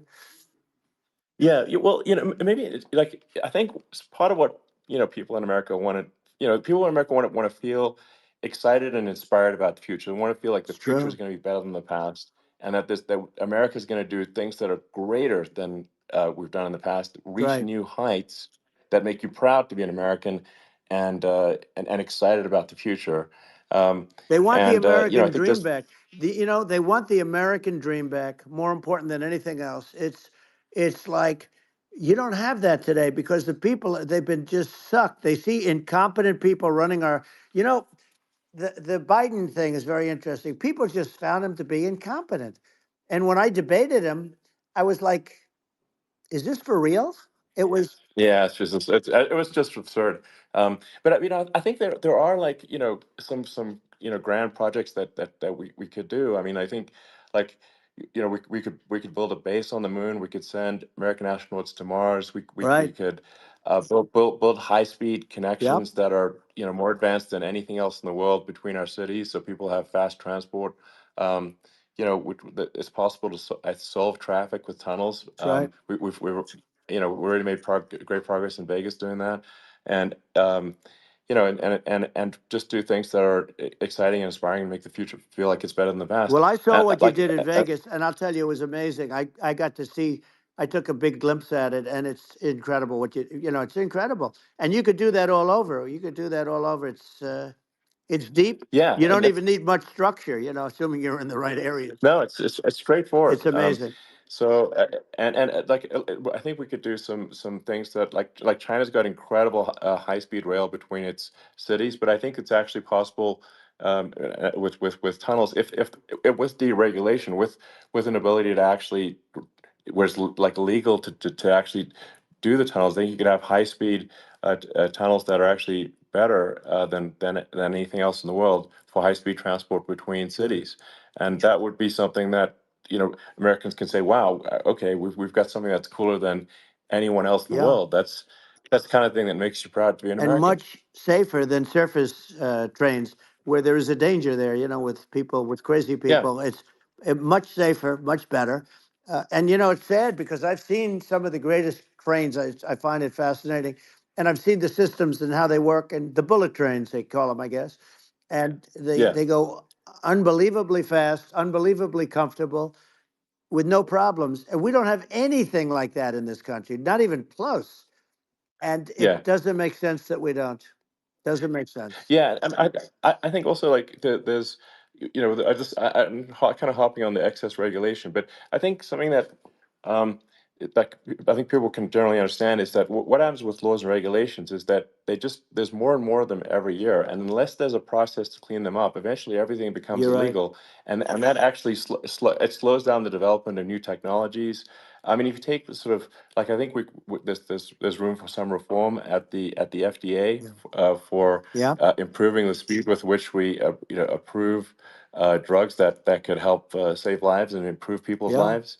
I worked very hard And on that. We got that down yeah, to the lowest number ever, and we got therapeutics approved in the FDA that people can't even believe the speed. But I took them on. I don't think they like me too much, but I got things approved in the FDA at numbers that they wouldn't believe. And it's a very bureaucratic group. Actually, it's a fine group of people in many cases. I got to know a lot of them, but I was pushing them really hard for Regeneron, for so many different things that were really pretty amazing. But the FDA takes too long. It's 12 years to get a product approved. I got it down to 4, and I yeah. got some things done very quickly. But it's really something that is going to have to be worked on because it takes too long. Just takes too long. Yeah, it just takes too long, and it's you end up in the same with the approval, but it's just it takes years instead of something that I think could potentially take Yeah, months, that improves people's lives. I yeah, think but I just wanted to sort of hop on this point that like there has to be an active process for reducing rules and regulations because otherwise they just keep building up every year and yep, you get like hardening of the arteries and eventually everything's illegal or takes forever and then we just we just ossify as a society. Uh, we can't make any yeah. progress and that's it's a really big Well, deal. Elon, just So getting back to the FDA for 1 second, I got something done called Right to Try. This is where you can go in and if you're terminally ill, you can use a space age, medicine or whatever it may be. We have the best doctors, the best labs in the world. We really do. And but people would go to other countries because you couldn't use the product, even if they thought it worked, because it's going through the FDA. I got it approved. yeah, So you can yeah, you basically you look. Nobody wanted the doctors didn't want it because of the liability. The country didn't want it. Our country because they didn't want to get sued. These are people terminally ill. The insurance companies didn't want it, and the pharmaceutical companies. Nobody wanted it. I got everybody into a room, and we came up with an agreement that you won't get sued. And also, they didn't want it on their record. If somebody's terminally ill and they die after taking a drug, they didn't want that on their record. So we set a separate list. If somebody was, so it wouldn't count as a negative. yeah, Okay. And as you know, we got it yeah, done. We have saved right to try. They've been trying to get this done for 58 Yeah, years, and it sounds simple, but it wasn't because I mean, the insurance companies, nobody wanted it, but we got it done. sure. Somebody signs, you sign a document that you're not going to sue the insurance companies, the country, you're not going to sue anybody, and we got it done, and we're saving tens of thousands of lives. Right to try. Hopefully, you never need it, but if you Yeah, do, you don't have to travel to Asia. People, right. if they had money, they go to Yeah, Asia, they go sure. to Europe. If they don't have money, they go home and die. That's what happened. They'd go home and Yeah. die. Well, I mean, and actually, to give Europe some props here, it's like if a drug is approved in Europe, which has a crazy amount of regulations, it should obviously be approved in the U.S. Yeah. I mean, they get more regulations than we do. So why would a drug be approved in Europe and not in the U.S.? That's crazy. Well, we did it. We did Um, something that really, they've been trying to do it for 50 years, and they just couldn't get it done, and I got it done. And it's really something. But you're right. Some people go to Europe because a drug isn't approved here, but it's approved in Europe, and it's a drug that, generally speaking, would yeah, work. It's pretty crazy. You're absolutely. right. And I think so long as people are properly informed of the pros and cons and like these are the risks, this is the risk, and like you make your own decision. Yeah. That makes sense. Well, I think just, So in sort of closing up, and by the way, I'm looking at the numbers. You got a lot of people listening. I hope you don't get yeah. nervous because you got a lot of people listening to you right now, like 60 million or something. What is that number? It's crazy. It's amazing how you can see that right away. How many? What is the number? Wow. What is it? Well, Wow. I think in Wow. terms of That's a people that's a that big. That's bigger than you said. You said 25, and you're much more than double that number, 25 million. I think you're going to be 60 or 70. And I guess over a period of time, hey, I congratulate you. Do I get paid for this or not? well, I think actually in terms of the number of people that will hear this conversation over the next few days to Right. weeks, it's going to be hundreds of That's what they millions. say. Yeah, that's good. Well, look, it's an Yeah. honor. Yeah, I just asked this, are you better off now, or were you better off when I was president? Nobody's better off now. People, we put out polls on that, and nobody's better off now. Inflation has killed it. Feel very unsafe. You look at what's going on with a lot of different things. You look at the riots we had at the Yeah. colleges over, I mean, it's ridiculous, but Right. all of the riots.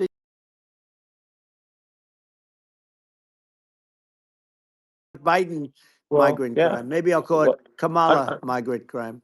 But I mean, with all these things, I always try to get to the ground truth by just asking people.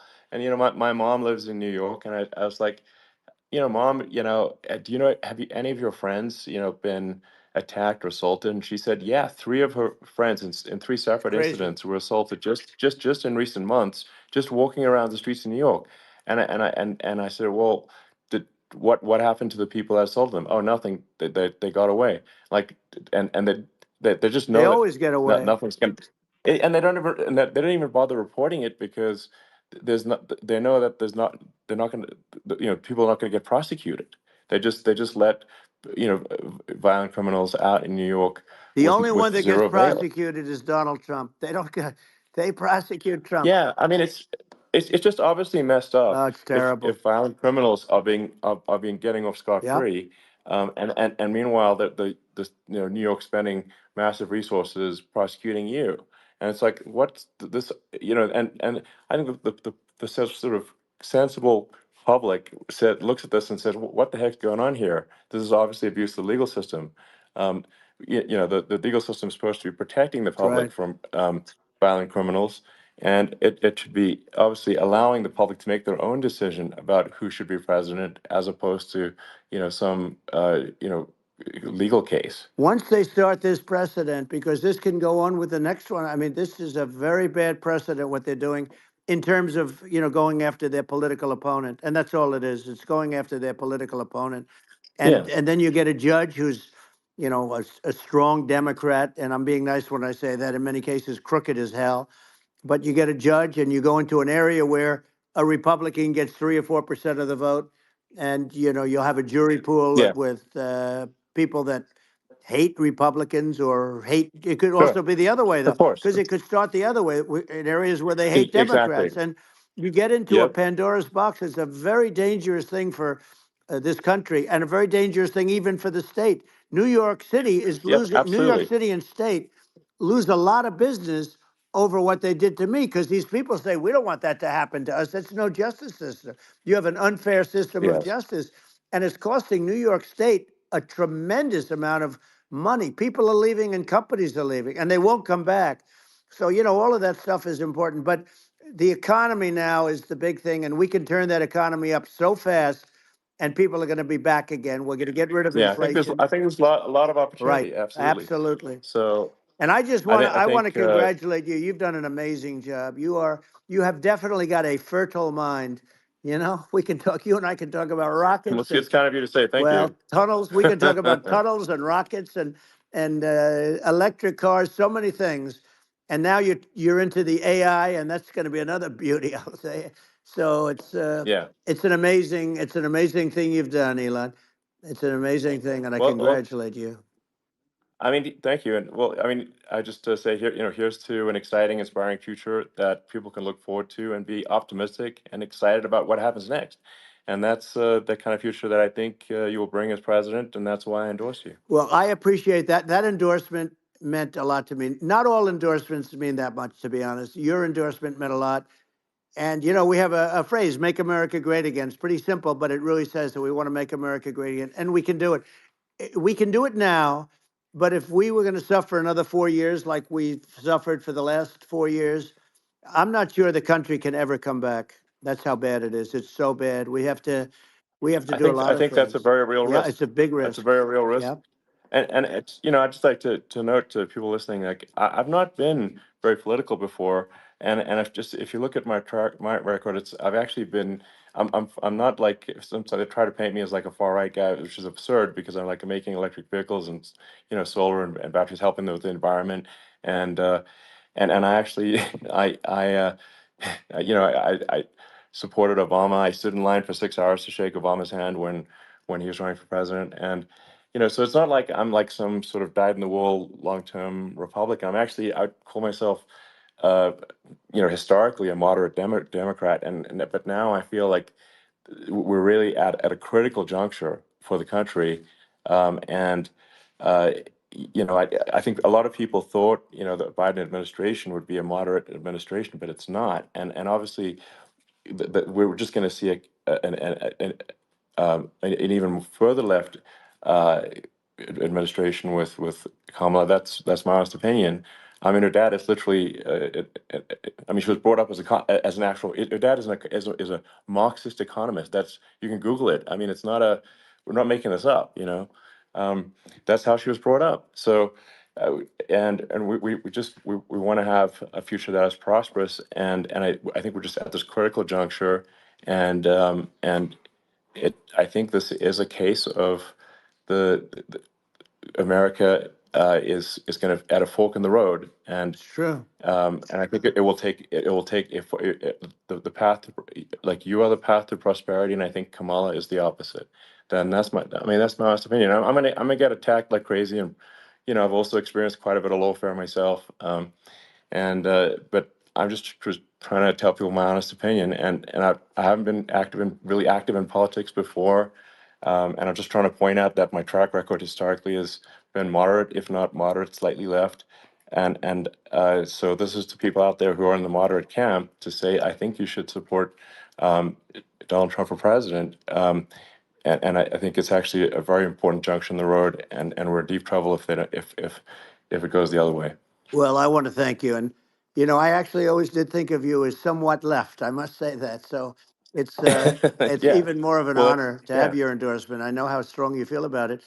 But, when you think of her, San Francisco, 15 years ago, I had a great friend, Bob Tish. He said it's the greatest city in America, and now it's almost not livable there. And California likewise. And she was involved in the destruction of San Francisco and the destruction of California, and she will be involved in the destruction of our country if people are so unwise as to elect her. And I hope that doesn't happen, and I hope the elections are going to be run honestly.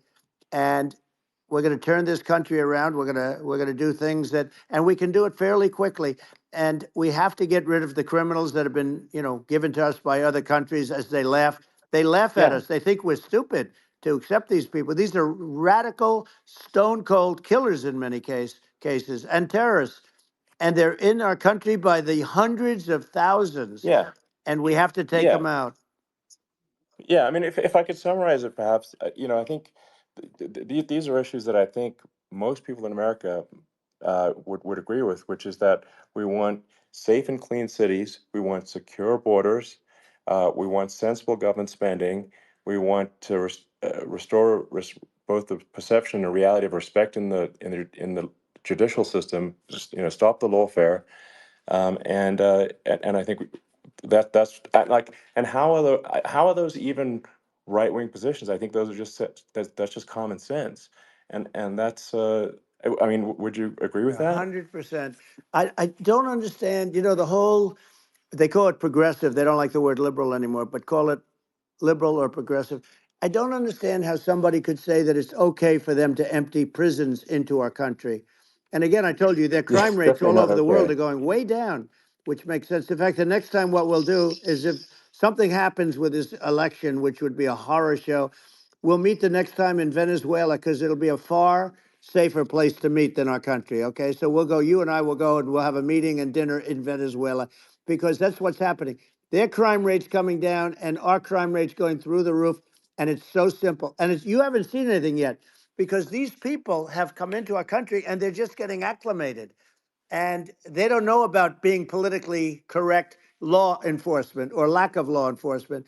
And our police, I have to just end with this. We have great police, we have great law enforcement, but they're not allowed to do their job. They have to be able to do their Yeah, job without being destroyed. well, absolutely, and it's obviously demoralizing if you're a police officer risking your life to to arrest violent criminals who could kill you and do kill you sometimes, and then you arrest the violent criminal, and then the DA doesn't prosecute, and that's let the guy out. Yeah. Well, then, like, why should a police officer risk their life uh, to arrest a violent felon Well, even if worse, if Elon, nothing's going to happen? even worse, they prosecute the police officer. They go after it and they prosecute the police officer and they take away his pension. They take away his Yeah. job. He loses his family. He loses his house. Well, I thought it was very telling, like incredibly telling, that when there was that case where sort of a gang of thugs beat up police officers. I think it was in Times Yep. Square in New York, and and then nothing happened to those guys. They were let out, zero bail, and I think a bunch of them were given free tickets to California. Well, what is I mean, that is a gross indignity against the United States, and that's how, I mean, this is insane. Like, have we lost all pride? What that how can such a thing be allowed to occur? I've never seen anything. You know? We see where they get shot. It's a very dangerous profession, but it's something they're very proud of and they want to be able to do their job. But I've seen them get shot. I've seen a lot of things. But I've never seen where these guys are standing in the middle of a big street, everybody watching them, and they're literally boxing, like punching, stand up fighting a police officer. There were two of them, and Yeah, yet about six yeah, of yeah. these guys, and they're punching the hell out of them. And in their own country, they would be dead if they did that. They'd be shot. Dead. They Yes. would be shot instantly. And they come from these countries, and it's taking them a while to realize that we don't do that in this country. But in their own Yeah, country, if they stood on a street and had a fight with a police officer, they would be shot. There's no political correctness, and yeah. It's it's just such a sad thing to see. And that's the reason you have crime, we by the way, yeah, because we don't do anything about yeah. it. Yeah, we just cannot have a situation where our police officers are beaten up on camera by a gang of illegal immigrants, and then nothing happens to the guys that beat up the cops. I mean, and they're let out. This is Well, we're going to unacceptable. change it, Um, and we're going to get them out of the country. When I first got involved, they said you couldn't get them back to these countries. You couldn't take them back. In the case of Guatemala, Honduras, El Salvador, some others, you couldn't get them back. And I said, really? Oh, you can't get them back because under Obama, he couldn't get them back. They'd fly them in, and they'd put planes on the runways in these countries, so you couldn't land the plane. They'd bring them back. And the generals told me, sir, we can't bring them back. The countries won't accept MS-13 gang members. They won't accept them. And I said, really, how much do we pay these various countries in terms of economic aid, which is also somewhat ridiculous?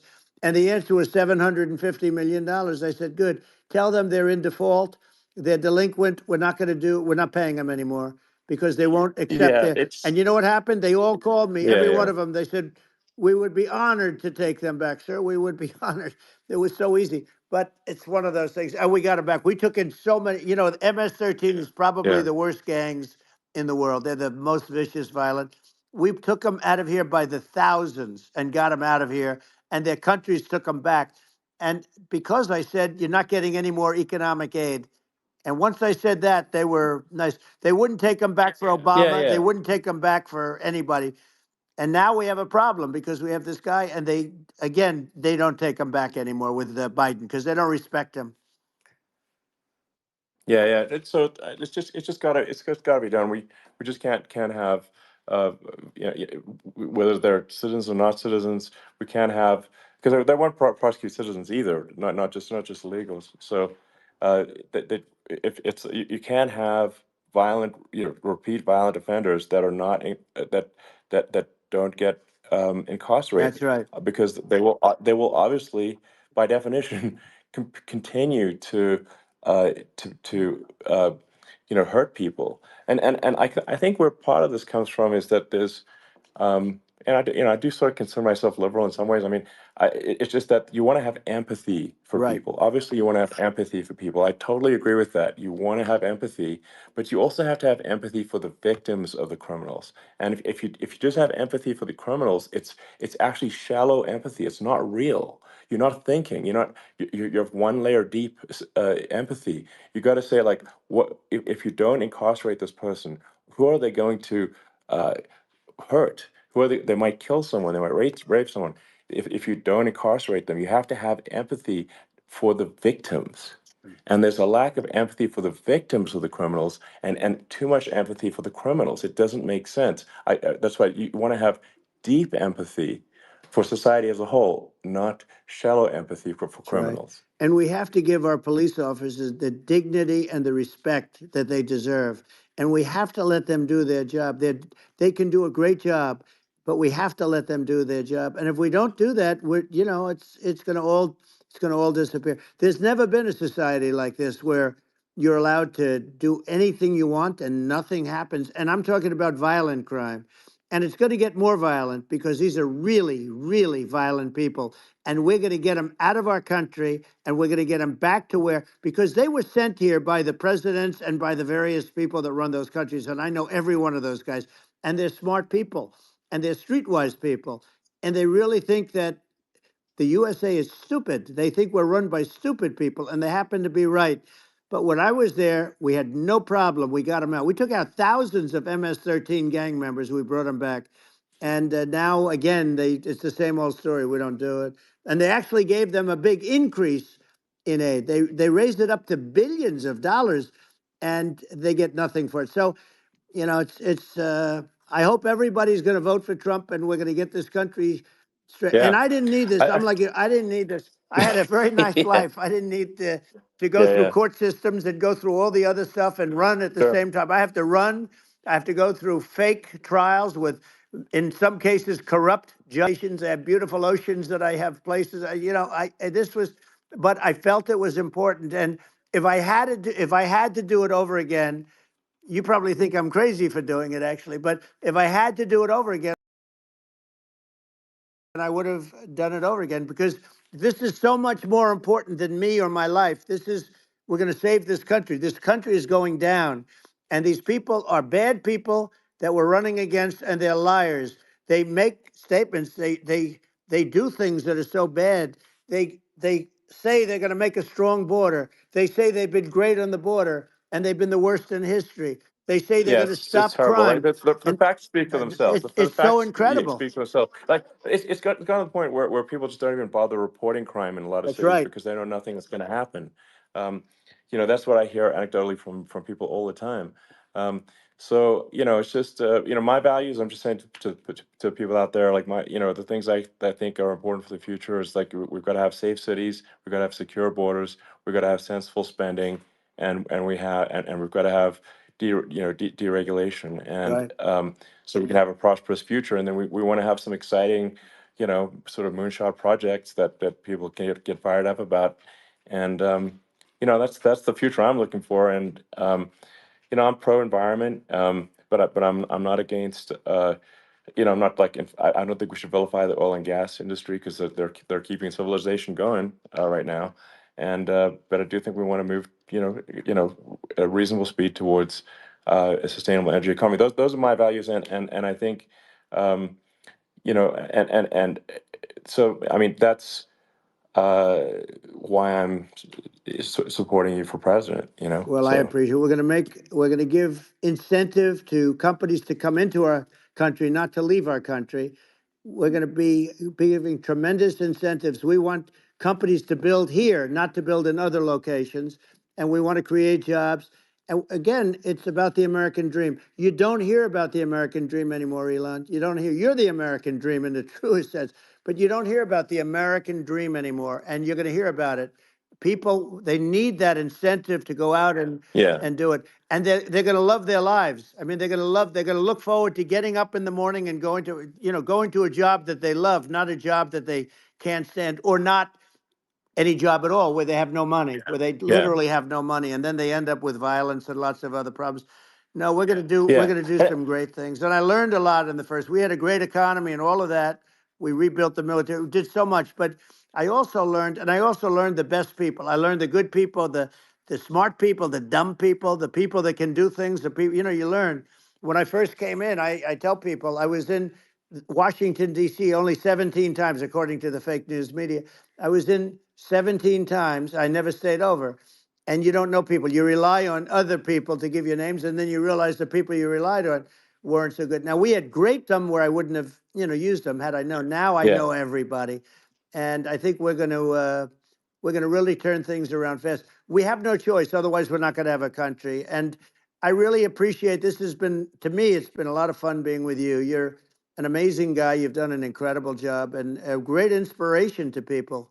A great inspiration, and I hope you keep going and just continue to do well. And we're going to have a big election coming up, and I think November 5th will be the most important day in the history of our country. I think that election will be the most important election, and I think it'll end up being maybe the most important day in the history of our country, because if Yeah. we don't win, I just feel so sorry for everybody. No, I think we're at a fork in the road of destiny of civilization, and I think we need to take the right path, and I think you're the right path. So I think Well, that's what it comes down to. thank you very much, Elon. It's a great honor, and we'll do it again sometime. And it's been really fun, and I hope you got a lot of viewers. I hear you got a lot, but I hope you Sure. got Yeah. I know you got a lot of them. So I appreciate it. I'll see you soon. All right. Sounds good. Thank you. Thank you, Elon. Thank you very much. Bye. Holy, that was crazy. That's amazing. Oh, 2 hours? Jeez, like 2 hours and 5 minutes? Bro, I don't think Biden has spoke for 2 hours and 5 minutes his entire presidency. I'm gonna be honest with you. I don't I don't think he has. Kamala too. And people are right. You're right. He's leaning in. Play recording. No, not yet. Got my own recording now. He is leaning into the mic. Nothing but respect. Thank you so much. Yeah, he's leaning into the mic a little bit. That's what's gonna happen. You're 78. You're like, whoa, what do I gotta do? I gotta put it. That's what happens. So I'm not surprised, but that was amazing. The fact that they did the regular spiel that Trump does. He always gets into they're destroying the country. Those attacks would never happen.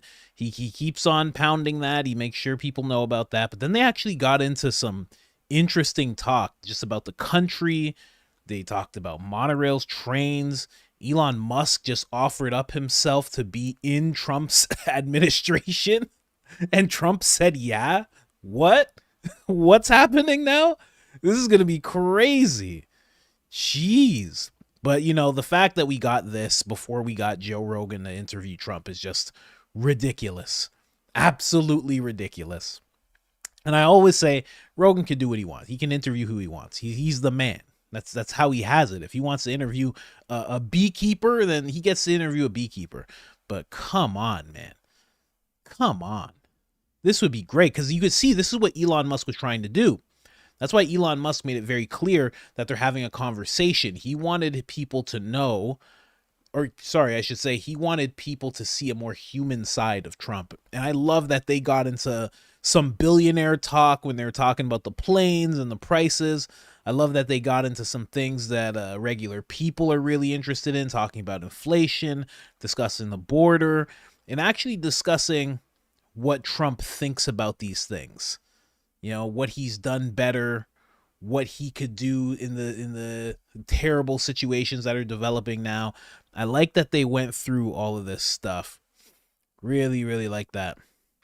What did somebody say here? Kyle there on Twitter made because it wasn't an mad because it wasn't an adversarial conversation. Yeah, of course that's why.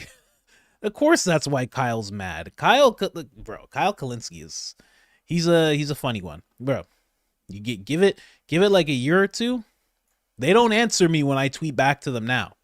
In a year or two, I'm gonna be tweeting like Trump, just getting into it, and they're gonna answer. They're gonna have to answer. They're gonna have to go back and forth. For now, they ignore it.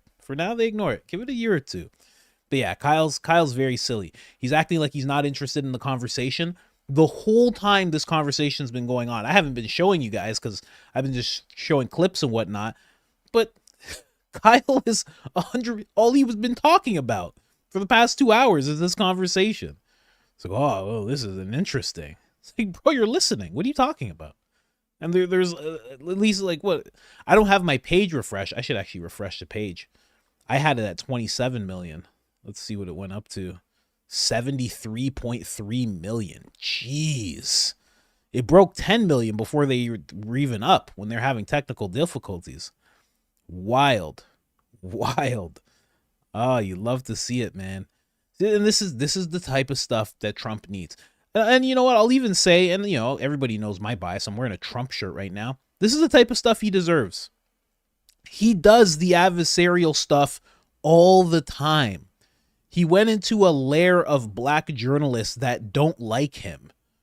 Like he keeps on doing that type of thing. Harrison Bergeson, thank you so much. $5. Thank you so much, man. I didn't even know people could do that. Thank you so much. Love the channel. Thank you so much, man. But he keeps on doing this over and over and over again. Where he's in front of these people, they're attacking him, they're bending his words, he has to defend himself. He needs some of these moments. See, and this is the thing with Rogan. That's exactly what RFK needed, and Rogan gave it to him. He's like, no one ever lets this guy talk. Everybody's always in this gotcha mode when it comes to this guy, trying to brand him as this or that. Trump is the exact same thing. But I'm not one of those people that thinks Rogan should have to interview all of the presidential candidates. But you know what? It'd be pretty cool. I'm not saying that's what he should do, but it'd be pretty cool. Even Kamala. If Kamala was willing to sit down with him for 2 hours and just talk about everything. But see, here's the problem with Kamala. This is why she can't do it. Because once they get into her career as a prosecutor, there's a big problem. Once you get into her upbringing and her father, there's a big problem. Once you get into her upbringing with her mother, there's a big problem. Kamala needs everything to be exactly curated the way they need it to be for black women to say, yes, queen, she's black, you know? That's what they need. But if they really saw her upbringing, they'd be like, oh, she's not like us at all. And it's not even just the Indian upbringing. It's not just that. It's also the fact that her father was a professor. Like, this is not really, you know, it's not fully a working class family that you're looking at. And that's what she's kind of trying to present herself as. Anybody who tries to step into the African-American role, that's what you're trying to do. You're trying to be like, I'm working class like you. Oh, life's been tough. And it's like, you know, life hasn't been tough for her, I have to say. I'm just saying. I'm not going to get into all the weird things she's done to get where she was. where she is now. I'm not going to get into all that, but everybody knows life has not been tougher. But I would love to see Rogan sit down with Biden, Kamala, Trump, RFK, host something where Biden and RFK sit together, Biden and or Trump and RFK. How crazy would that be? That'd be amazing. But you know what? Rogan doesn't want those type of problems. You know, there's a reason why. I haven't talked about this because I didn't know to make a video about it or not. There's a reason why Rogan, I'm just like doing a TED Talk right now. There's a reason why Rogan fell below Tucker Carlson in the podcast. Tucker Carlson only posts his podcast 2 times a week, and he surpassed Rogan on Spotify. Very interesting. Surpassed him on YouTube as well. Very interesting, because Rogan uploads twice as much as Tucker. But here's the reason why. When the Trump assassination happened, Rogan actually talked about it. I know I'm going to sound like such a nerd right now. 2 hours and 42 minutes into the most current podcast that he had. It was 20 minutes left of the podcast. He touched on it for 8 minutes. I know, I'm a big nerd.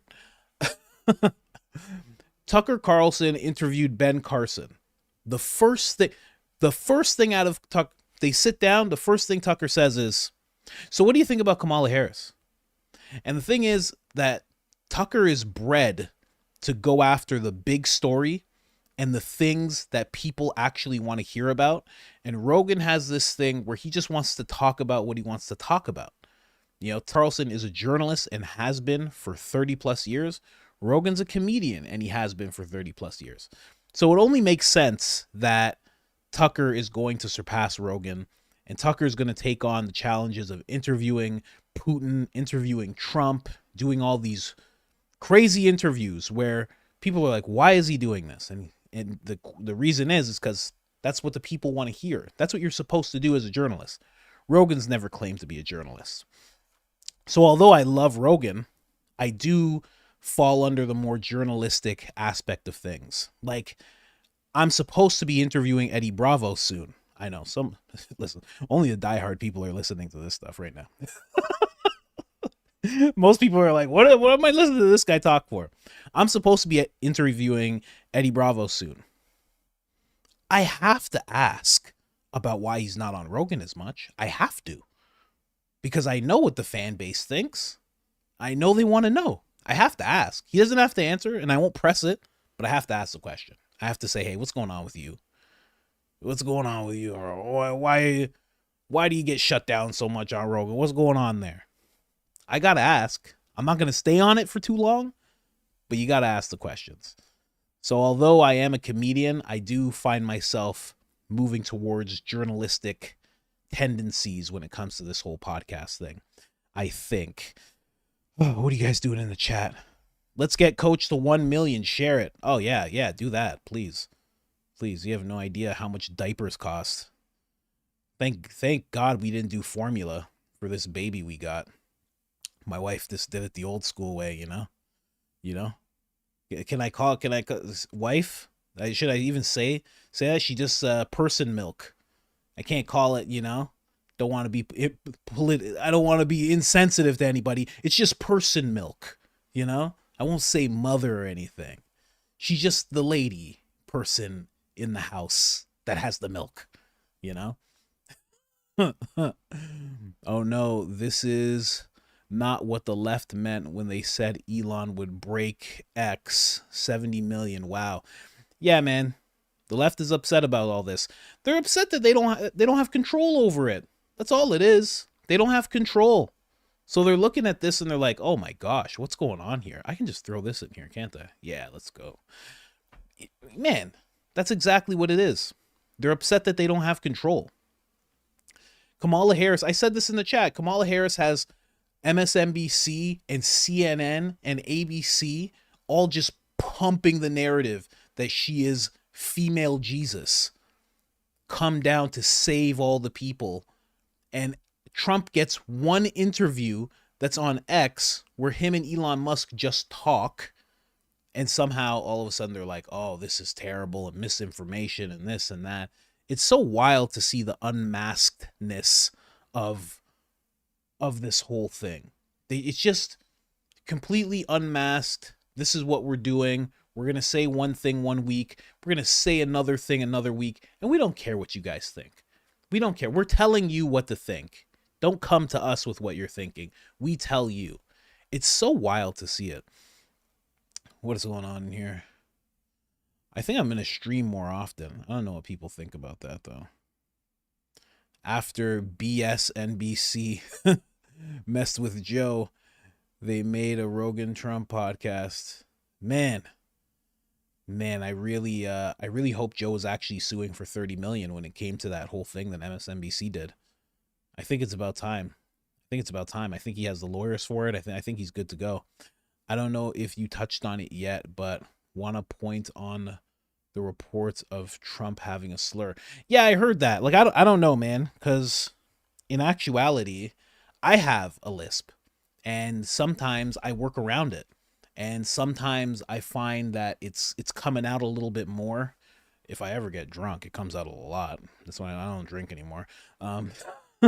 So I don't know. Maybe he actually has one, and we just don't know. Because every time I ever hear him, he's always at a rally and he's yelling. He's always yelling. We like him a lot. Like maybe when he does that, he's trying to make his lips not as moist. He's trying to suck in the moisture so he can talk just straight. I don't know. Because when people have lisps, we don't talk about it. So you just heard it there, right? When we have lisps, we don't talk about it all that much. We work around it. And yeah. So I don't know. I don't know what the lisp could be, but it could be if you're too close. If you're like this, if you're on a speaker and you're playing it through X, so it's like it's not the best quality to begin with. If you're like this into a microphone, like this is my phone right now, if you're this close, you're going to sound a little different than if you're this close. And you're going to sound a little different is if you had headphones on. If I was a part of Trump's campaign, I'd be like, get the headphones in. You have to wear headphones because then you're going to have at least somewhat proper microphone, and that's it. And then he could just talk normal. But he was probably, because there's a little footage of it, he's probably a table like this, and he's leaning in like this to talk. You know what I mean? So that's what I think about the lisp. Just makes a lisp, and it sounds just like that. The audio engineer could hear it too. Casino. His lisp was because he's leaning into. Yeah, exactly. There you go. You guys. What am I even here for? I could just leave you guys to it, bro. I'm just seeing you're live, bro. We've been live for 2 hours and 60 minutes. This is my longest live ever. One of the two. Just as a producer nerd, it bugs me more than it should. Me too, man. I do audio a lot, and when I hear things messed up, I'm like, come on, man. Someone needs to step it up.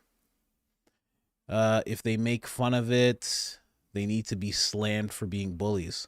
Yeah, right? In this woke landscape, you can't bully somebody. But that goes out the window when it comes to Trump. That goes out the window. You could be a 5'3" woman. If you're a Trump supporter and there's some dude that's a Kamala supporter and he's 6'5", he's going to just treat you like you're a guy. It's crazy the way it works. Sympathy, empathy, manners, everything's thrown out the window when it comes to Trump or Trump supporters. Maxine Waters said Trump supporters are in the hills with firearms, getting ready to attack people of color. She said that. She really said that. That's a real thing she said. That's better. 10th Planet has taken off. He's so busy. Yeah, that's what I hear too. So I left it in their court to see what he wants to do in regards to an interview, and I'll pretty much just work around his schedule. I mean, he's Eddie Bravo, you know? Like Joe Rogan has this whole thing where he's very modest. So does Eddie.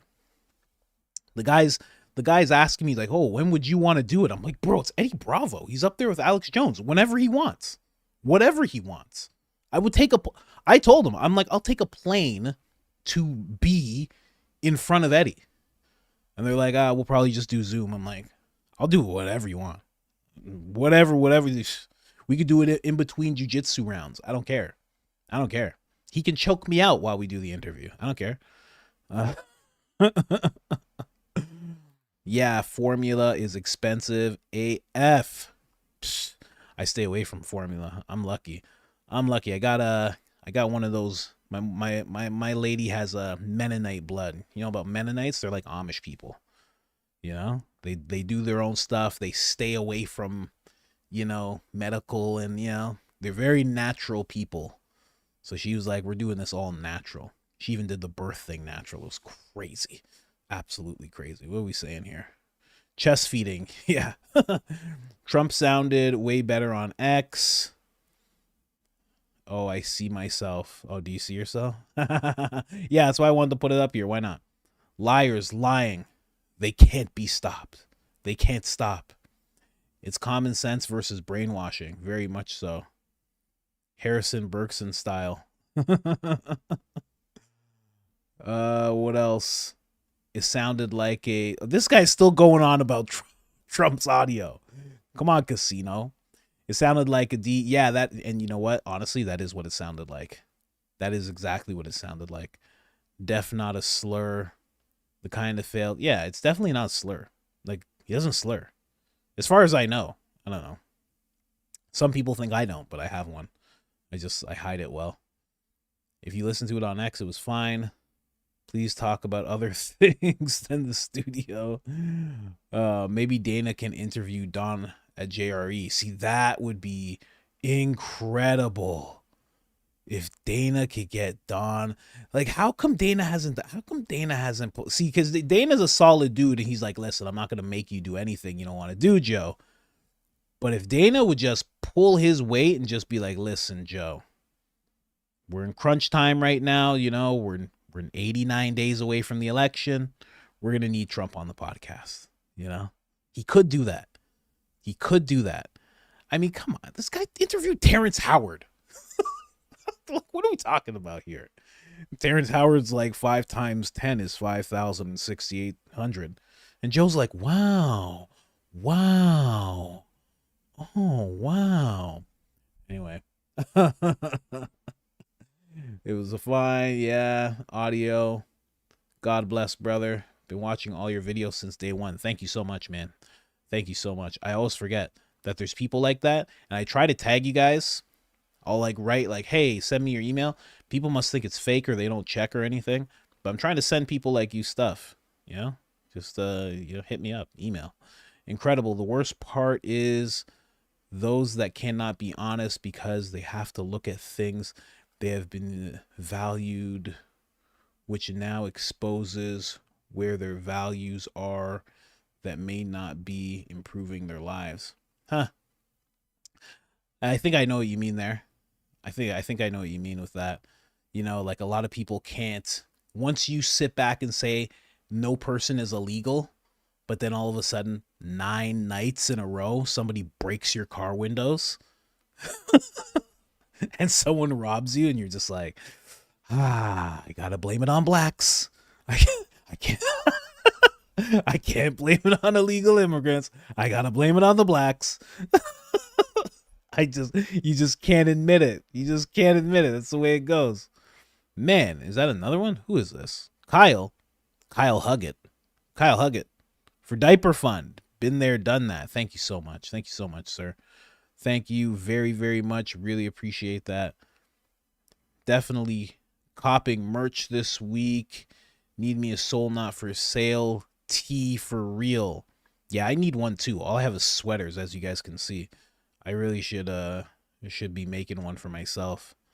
Exactly. Not American. No skin in the game. But between the two, Donald J. Trump just makes common sense. Let's hope for the American public has the same common sense in the world.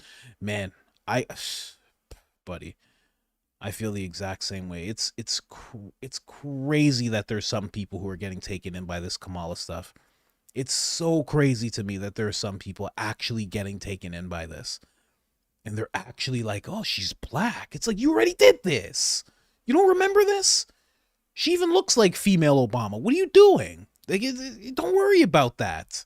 Stop worrying about black and white and this and that. Who's making more sense?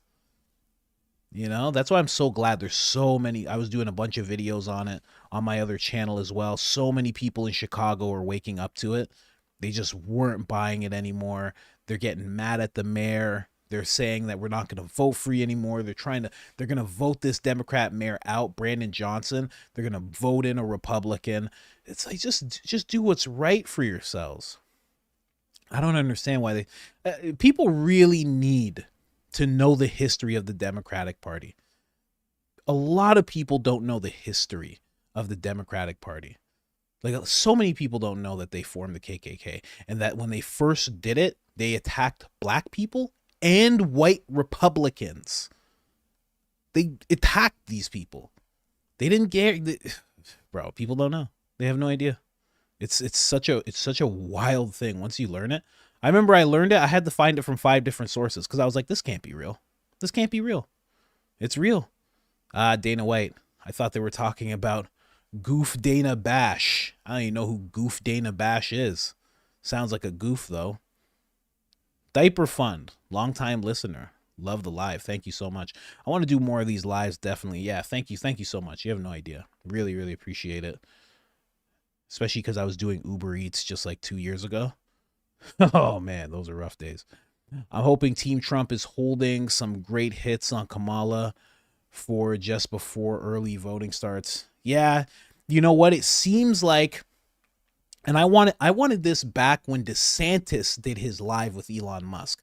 I was like, Trump needs to be on X. He needs to just start posting. And today they went hard. They've been posting videos and everything. And listen, I know a lot of people don't like it. I want to see Donald Trump just get back to it. I want to see Kamala Harris's campaign post something and Donald Trump comment. That's what needs to start happening. I know it sounds unhinged, but it would do so well in his campaign if he just got back to the basics. Just got back to the basics. You know, Kamala just says something about the black community and Donald Trump just says, "You're not black." I'd be so happy. I'd be so happy. Oh man.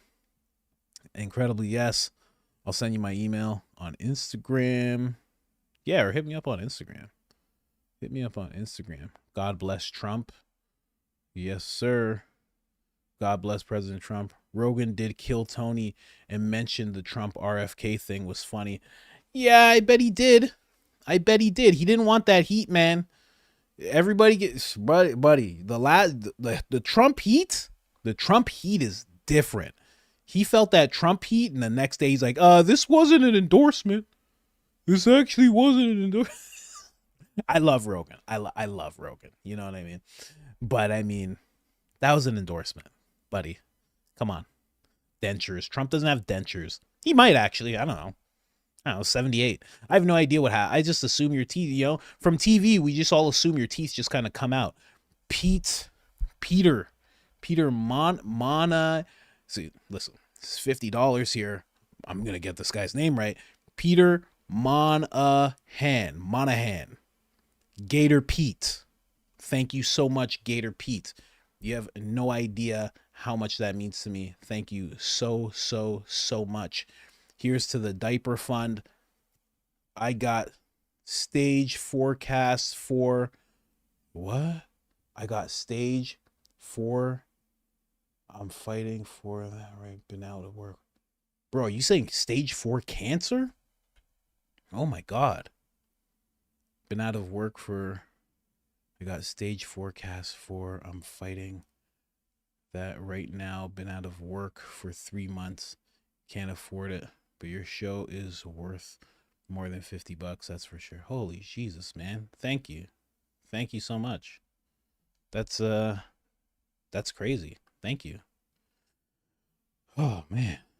Thank you. Thank you so much. That's crazy. Thank you. I didn't know what to say. Am I supposed to just go on now? I can't just keep going on reading things.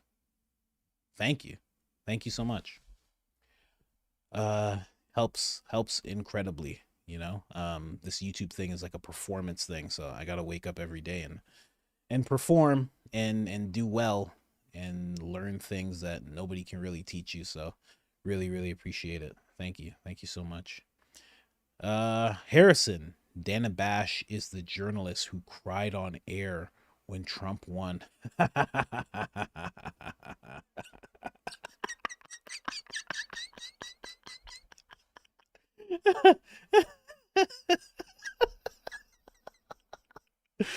Whoa.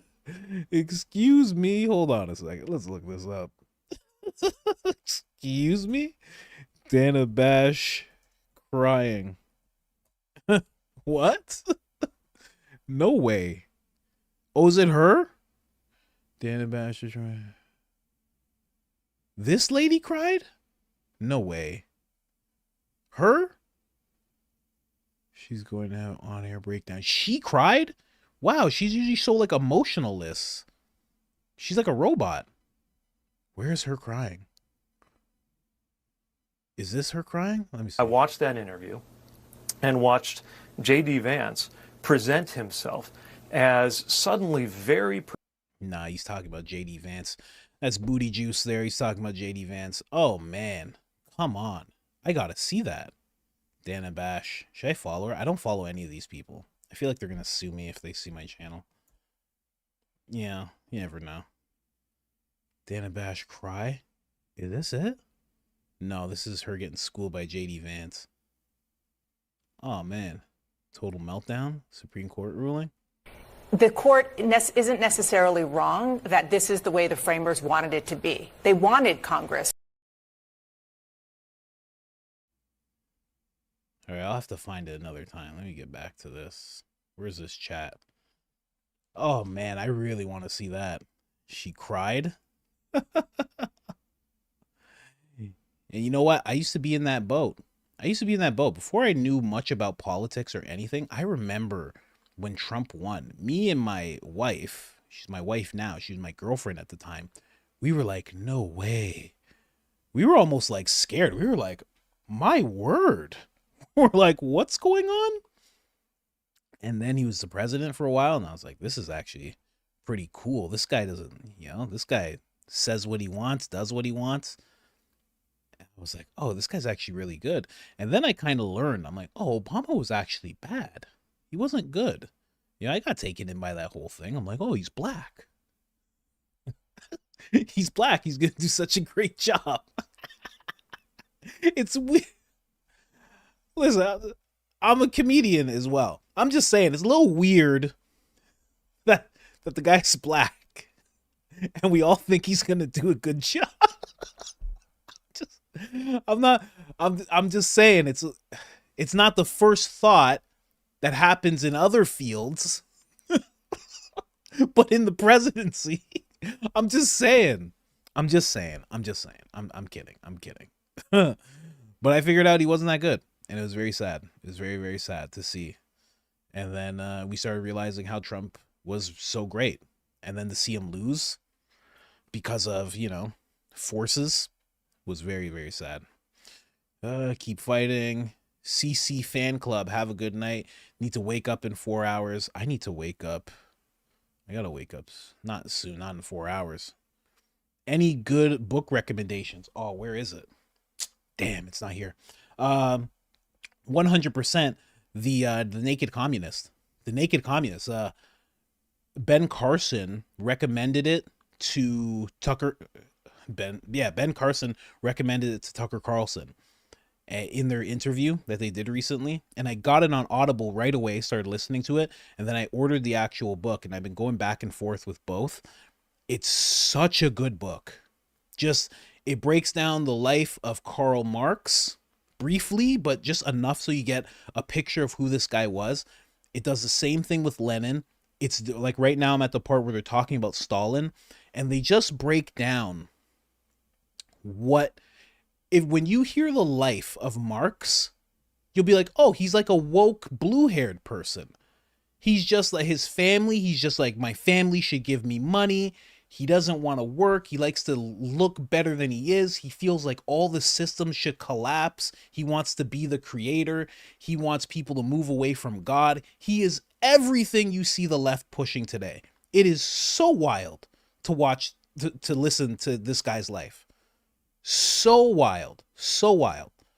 And then Lenin as well. When you and then when you hear about the life of Lenin, it's like an Antifa member. Just remember I said that. You'll hear the life of Karl Marx, think of a blue-haired person with those big weird earrings. He's exactly like that. And then when you hear about Stalin, When you hear about Stalin, think of an Antifa member. That's exactly what they're like. It's the weirdest thing. So that book is amazing. It was made by a guy who was trying to show people, because back then they used to worry, back when this was made, I think it was in the 50s, in the 60s, I believe, they were very worried about communism. So this gentleman made a book to break everything down. And I think it was Reagan. Reagan really liked the book. Like, people took the book really serious back then. They were like, this is incredible that you broke all this down and really showed things. That is a recommendation. So that's called The Naked Communist. Rules for Radicals. You get Rules for Radicals by Saul Alinsky. That really shows you what's going on today as well.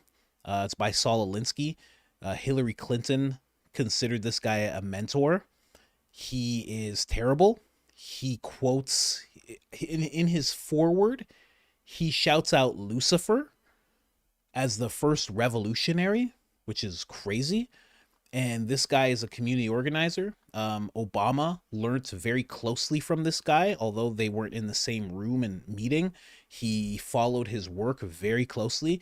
You'll see his works and how he operates in AOC as well. And a lot of these young Congress people, a lot of them, you'll see his works. But the more you read it, the more you start to understand. You know, I always break it down like, if you didn't know what a narcissist was and you ran into one, you wouldn't know. But if I teach you what a narcissist is and I show you examples of it, and then you meet one, you go, I know exactly what this is. And that's exactly what those books do. Once you start learning about it, you start to see it in politics. And you'll be like, oh, I understand what's happening now. Because right now, a lot of people can't see it happening. And they think communist is just a slur that you throw at a left-leaning person, or a Marxist is just something that you say about people when you don't like them. And that's not true. It's based on the things that they're pushing, you know? And it really makes you look at Bernie Sanders way different as well. That guy's no good. Like, no offense if you like Bernie Sanders, sorry. Those are my book recommendations, though. The Naked Communist and Rules for Radicals. Check those books out. It's not fun to read, but it's definitely worth knowing. Coach, your thoughts on Ben Shapiro? Ben Shapiro? I don't like Ben Shapiro. I kind of do. There's certain things he talks about where I like him, and I'm like, oh, Ben, like, had a great point, you know? When he talks about Kamala recently, he breaks things down quite well. When he was talking about the Democratic Party, and he was talking about the hype of Kamala Harris, and he was saying how it's a sugar high, and soon the sugar high is going to die down. He was breaking down this whole thing. I like him. But when I saw October 7th happen and seeing how he was reacting, how emotional he was being, how the whole facts don't care about your feelings thing just went out the window, I didn't like what I was seeing. And yeah, just from there, it was just so emotional.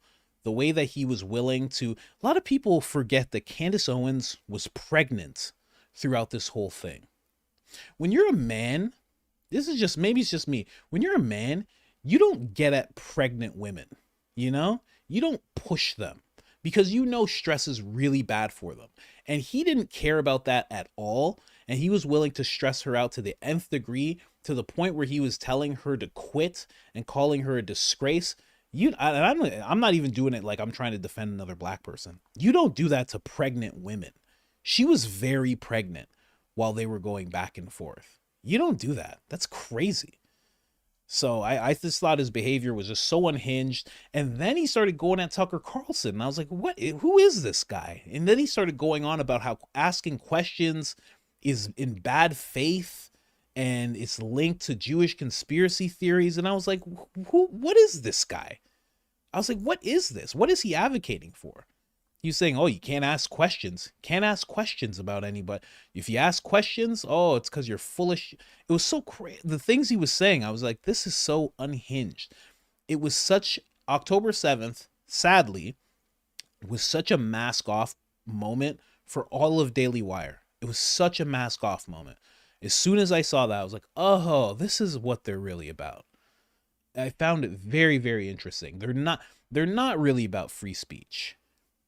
Because, you know, and I'll say this, when Candace Owens was going at Black Lives Matter, when she was going at George Floyd, they had no problem with it. The second she started pointing her gaze towards And everybody always says Israel, the Israeli government. For some reason, Ben had a problem that she was criticizing the Israeli government. That is weird to me. I don't know. It's just very odd. So yeah, I don't like Ben Shapiro in that sense. I didn't even read the rest of what you said. Trump definitely has to lay off the dumb comments and go hard in the paint on issues and policies. Your thoughts? Everybody needs a suggestion, no?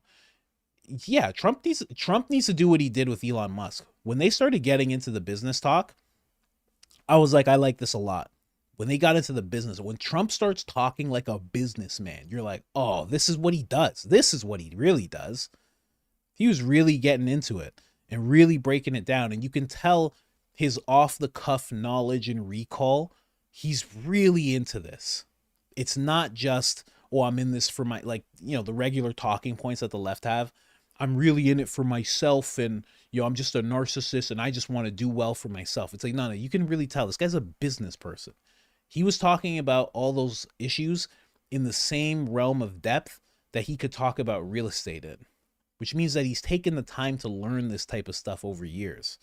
That says a lot. He needs to keep on doing that. He needs to show people that he has an incredible amount of knowledge, because people tend to forget that.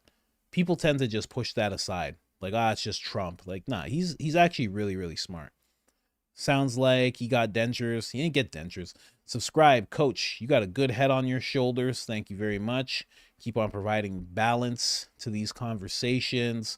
People are getting out of hand these days. Well, I always do talk about my bias. I gotta say, I am biased. I'm wearing Trump on my shirt. I got Rogan behind me, so like my biases are very clear. But I do try and like think things through, But I always admit I have biases. I'm pretty sure the night of the victory, Colin, your show was awesome, man. Great discussion tonight. Go Trump. Yes, sir. Where's the yellow beanie? Where? You know what? I lost it for a while. Where is it? Okay, I lost it again. I found it and then I lost it. It was here and now it's not.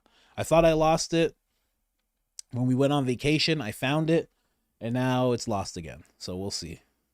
It might be in the baby's bed. The baby takes my hats and just holds them and stuff. I don't know what the baby does. Same. Didn't vote for him the first time, then changed my mind after I saw he was a straight talker. Yeah, 100%. Same. I think he's comparing Dana Bash to the lady that screams on the meme when she sees Trump won. That lady with glasses screaming. That lady's screaming. That's my favorite lady. I wonder what she's up to now. I'd love to interview her. Dr. Carson. That is true. Dr. Carson. In my opinion, as long as we use electronic voting machines, then they will put whomever. Yeah, it is possible. It is possible. They don't like when we talk about voting machines on here, though. Isn't that interesting? That's weird, That's weird. I don't know. Shapiro talks too fast. He talks really fast. I tend to talk fast sometimes, too. But he's like hyperdrive. Talks really fast. Coach Colin, thank you for standing up for what's right and for our country. You're a patriot and a good man. Thank you so much, man. Much respect and love. My entire family. We all listen together. See, that's the stuff right there. Thank you so much, Rob P. That's the stuff that made me stop bleeping out swear words. Or I started bleeping out swear words, and I stopped swearing myself. I got saved as a Christian, so I was already just being around Christian people. You swear a lot less. Being at church and stuff, you swear a lot less. But I wasn't fully. And then in front of the camera, I didn't really care. And then people like that would say things like that. And I'd be like, okay, I'm going to pull it back. And I kept pulling it back. And I was like, you know what? Let me bleep out the swear words. Because I realized when I look at the analytics, a lot of people watch on TV. So and I see that a lot of people are 35 to like 50. So it's like, if you have kids, I don't want you to have to turn this off when your kid comes in the room. I want you to be able to still play it. That's why I don't get into any like weird, grotesque talk. Because I want people to, I start to, like, since I had a kid, I start to think about that. Because I have to think about that now. Like, what happens when the kid can talk? What's the kid gonna say? And now like I can't listen to Rogan because Rogan's gonna say something wild. I gotta put on headphones. It's a whole thing. So thank you so much, Rob. I really appreciate that. Really appreciate that.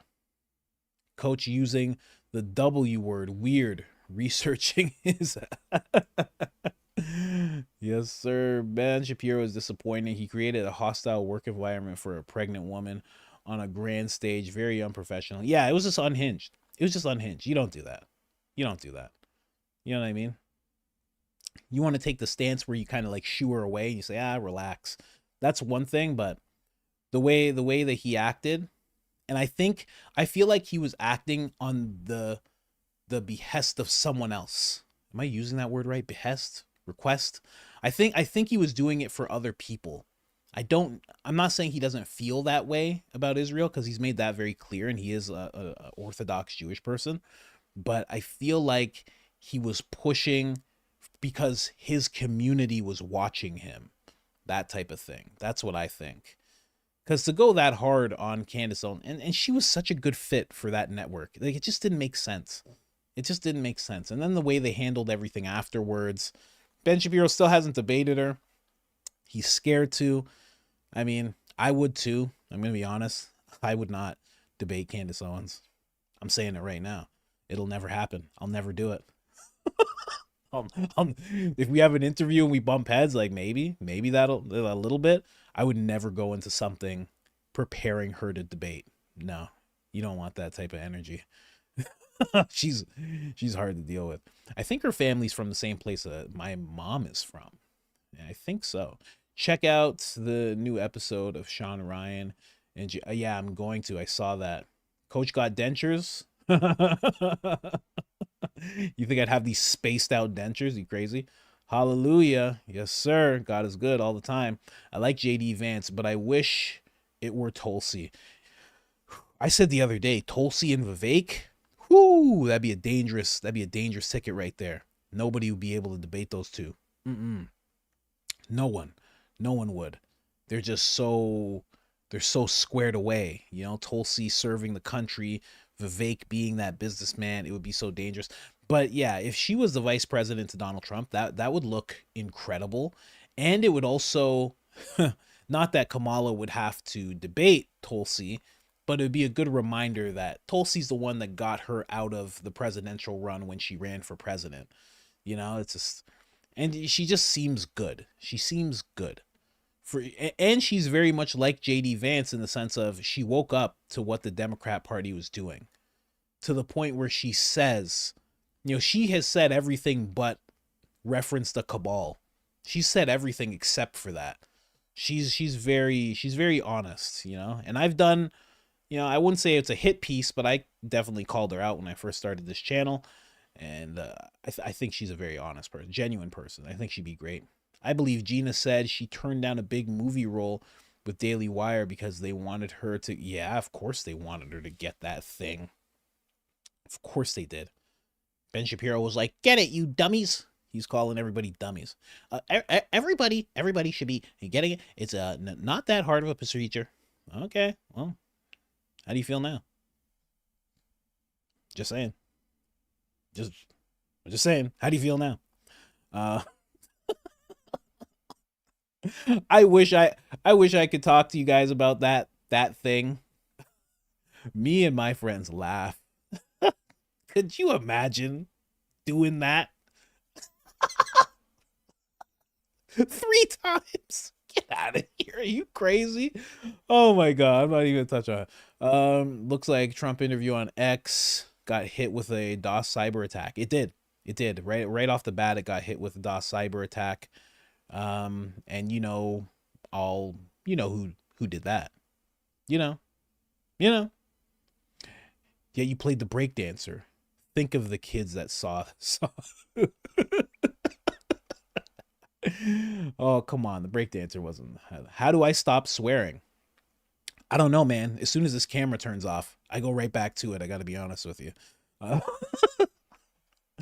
Unless I'm with one of my Christian friends. I don't swear at my wife. So that's a thing. Yeah, I don't know. Just slowly, it just kind of goes away, you know? especially when, like, I'm in like a Christian men's group, and we talk about the power of the tongue, and there's passages that talk about swearing, and then once you know that it's something in the Bible, you're kind of like, I don't know if I should be doing that. And then again, I'm in front of this camera for like 8 hours a day, man. So for me, it's a little easier. CC, what do you think? My friend used to call me that. My friend that passed away. CC, what do you think about the libertarian ideology? I don't know a lot about it. Dave Smith has been my main introduction to that whole thing. And I like Dave Smith, but I guess he's a good representation of it. I don't know. I haven't seen many other libertarians, but I shouldn't talk about them. You're talking about the ideology. I don't know enough about the ideology to speak on it. I was gonna say, but they seem like political nerds. I'm just gonna say that. But it sounds just honestly, but it sounds like a lot of what they think aligns with what Republicans today think of. But the libertarians just go off on this whole thing of it's almost like some libertarians seem like they're anarchists to me. But again, I have to learn more about it. Like right now I'm learning a bunch about Marxism and communism and stuff. I actually have to get some books and actually learn about the libertarian movement and how it started and everything, because I don't really know, and I haven't listened to Dave Smith talk about it all that much, because I'm not, if the libertarians were a big a threat as the Marxists were, I would probably know all about it, but they're not, so I haven't learned that much about it, and I should. Oi, oi, people. Yes, Coach, my friend. Love your takes on politics. Thanks, man. You don't, Paul. Sorry for the caps. Yeah, easy there, cap locks. Tulsi will be on the staff, no doubt. I really hope she is, man. I really hope she is. I really got scared when he put JD Vance in that position. I was like, oh my God, is he gonna do all this again? He has to get turned on again for him to get it. Like, I hope not. But JD Vance has been gangster recently. Jeez, way blacker than Kamala. That JD Vance. He's with all the smoke. He's with all the smoke. Have you talked about Tulsi being on the... No, I haven't. I should. And you know what? There's also a guy that I follow, Mike Glover. He was a Green Beret sniper. He actually got Tim Kennedy into he actually helped Tim Kennedy graduate to become a Green Beret sniper, and they put him on that list. And all that Mike Glover does is teach people how to prepare for emergencies. Like, if something happens to your loved one, how to wrap them up properly, how to handle situations like that. That's all he does. And that's all he talks about. He just talks about people being prepared. That's it. And he teaches firearm safety and things of that nature. And they put him on that list. So I was just like you're just going to start putting patriots on that list? Like, it's a little disgusting. And Tulsi's also someone that served. So the fact that they put her on that list, I'm like, what is going on? Who else is on the list? You're just putting people that served on the list? That's kind of messed up. You know what I mean? They serve the country, and because whoever's making that list, they serve the country in a way bigger way than they did. Depending on the agency that it's with, it makes no sense to do that to Tulsi, especially the timing of it. Once again, the timing of it, the mask offness. She starts talking about the Democratic Party. She starts saying things that are against the narrative. Because if you go to her YouTube channel, she's putting out videos talking about everything, talking about the country being in danger. It's like she's making a bunch of videos, really, really calling things out. And then the next thing you know, because she's been doing that for about 2 months. She's been making videos, and she's been keeping up with it quite a bit, like way more than she used to. And all of a sudden now she's on the list. I'm like, oh, okay, no connection there, right? Cannot find the Naked Communist book at all. Hold on. Let me pull this up. Can't find it. Forget who it's by. They have a weird name. Let's see here. Yeah, the Naked Communist. There it is. Yeah. It's by W. Cleon. Am I allowed to show things on here? I don't even know if I'm allowed to show things on here. Am I? Whatever. Let's chance it. There it is. That is the book. Zinish. That's the book right there. Get it on Amazon. It's by W. Cleon. Skousен. Get that book. But yeah, just keep searching for it. It has a hammer and a sickle on it. The copy that I got was red. It's Naked Communist. Yeah, exactly. Thank you. There you go. Man, you cannot hand. What do you mean I cannot hand? What are you talking about? Anyways, guys. Oh, this is a long stream. This is a long stream. I've never done this before. I want to start streaming more. I just don't know how I'm going to be able to stream for hours and then also make the videos. But I'm thinking what I might start doing is streaming and just doing the videos in the whole stream, like every time I mess up, whatever, and then talk about things afterwards, like talk about an episode before and after and all that stuff. And then after I upload it or I pull it aside, I can just cut it into clips that would just be the full episodes. And if I could do that every day, that would be a little easier. Or it might be way harder. I don't know as of yet. I don't know if it would be easier or harder. I think it'd be harder. But it might be easier. I don't know. I gotta try it. But hi everyone. Okay. What's going on, Gary? But yeah, I think I might start doing that. Because I like streaming a lot. I like the idea of it. And if I could stream on YouTube and then stream on some other platform at the same time, and then do that every day, and then cut it up and do everything I was talking about, I think that'd be good. Because streaming is good. It's good to do because I just got to rant a bunch, and sometimes you just need to rant, And also I'm just by myself every day. I don't have producers or anything. It's just this is just my spare room. Yeah, we might get into that. Anyways, guys, we're almost at 3 hours here. I've never done any type of episode for 3 hours. Thank you so much for being here. And thank you 100% to Peter. God be with you. God be with you. God lift you up. Keep you close. Help you through everything that you're fighting through. Make sure that you come out on the other side the way that you need to be, that your finances are blessed, that your health is blessed. Yeah, amen. Sorry if you're not religious and you don't like that. My bad. Just came out naturally. Sorry. Anyways, guys, Peter, thank you. Sam Maggie, thank you. Kyle, thank you. All the way up here, Harrison, thank you. Thank you guys so much. You have no idea. Thank you for riding with me throughout this whole thing. And we'll probably do it again sometime. Good night. YT unsubscribed me. We'll hit that subscribe button, hit that notification button. And don't forget, I got another channel. You know what? Real quick. Because I have another channel, guys. Okay, just real quick. I don't know if you guys know this.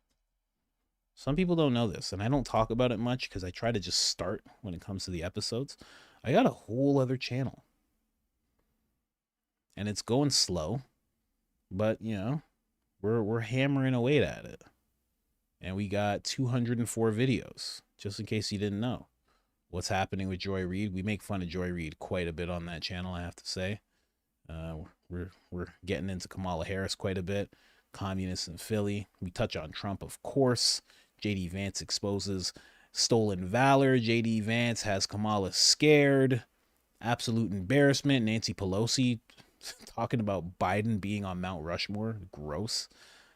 Trump refuses to back down, gloves off, Elon Musk stuff. So we got like a whole bunch of videos that you can binge on when it comes to the second channel. I just made another channel to break away from the Rogan content because there's some things that Rogan just doesn't cover fast enough.